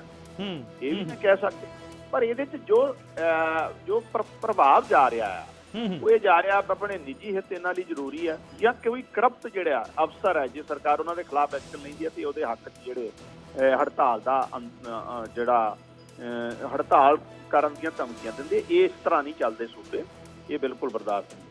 ਬਹੁਤ ਸ਼ੁਕਰੀਆ ਕੰਗ ਸਾਹਿਬ ਸਾਡੇ ਨਾਲ ਗੱਲਬਾਤ ਕਰਨ ਦੇ ਲਈ। ਮਲਵਿੰਦਰ ਸਿੰਘ ਕੰਗ ਸਾਹਿਬ ਮੁੱਖ ਬੁਲਾਰੇ ਆਮ ਆਦਮੀ ਪਾਰਟੀ ਦੇ ਸਾਡੇ ਨਾਲ ਗੱਲ ਕਰ ਰਹੇ ਸੀ ਔਰ ਸਪਸ਼ਟ ਕਿਹਾ ਉਹਨਾਂ ਨੇ ਕਿ ਸਰਕਾਰ ਨੇ ਤਾਂ ਆਪਣਾ ਕੰਮ ਚਲਾ ਕੇ ਰੱਖਣਾ ਹੈ। ਸਰਕਾਰ ਲੋਕਾਂ ਦੇ ਹੱਕ ਦੇ ਵਿੱਚ ਜਾਵੇਗੀ, ਸਰਕਾਰ ਲੋਕਾਂ ਨੂੰ ਖੱਜਲ ਖਰਾਬ ਨਹੀਂ ਹੋਣ ਦੇਵੇਗੀ, ਲੋਕਾਂ ਨੂੰ ਖੱਜਲ ਖੁਆਰ ਨਹੀਂ ਹੋਣ ਦਿੱਤਾ ਜਾਵੇਗਾ ਔਰ ਸਰਕਾਰ ਦੀ ਕੋਸ਼ਿਸ਼ ਇਹ ਰਹੇਗੀ ਕਿ ਕਿਸੇ ਵੀ ਤਰੀਕੇ ਲੋਕ ਪ੍ਰਭਾਵਿਤ ਨਾ ਹੋਣ, ਕਿਉਂਕਿ ਇਹ ਅਜਿਹਾ ਮਹਿਕਮਾ, ਪਟਵਾਰੀ ਹੋਣ, ਤਹਿਸੀਲਾਂ ਹੋਣ, ਇਹ ਅਜਿਹਾ ਮਹਿਕਮਾ ਜਿੱਥੇ ਲੋਕਾਂ ਦਾ ਰੋਜ਼ ਦਾ ਵਾਹ ਵਾਸਤਾ ਪੈਂਦਾ ਹੈ ਤੇ ਇਸ ਕਰਕੇ ਸਰਕਾਰ ਬਦਲਵੇਂ ਹੱਲ ਕੱਢਣ ਦੀ ਕੋਸ਼ਿਸ਼ਾਂ ਕਰ ਰਹੀ ਹੈ। ਔਰ ਇਸ ਸਭ ਦੇ ਵਿਚਾਲੇ ਇੱਕ ਹੋਰ ਗੱਲ ਉਹਨਾਂ ਨੇ ਕਹੀ ਕਿ ਸੰਵਾਦ ਦੇ ਲਈ ਵੀ ਅਸੀਂ ਤਿਆਰ ਹਾਂ, ਸੰਵਾਦ ਤੋਂ ਅਸੀਂ ਕੋਈ ਮਨਾ ਨਹੀਂ ਕੀਤਾ।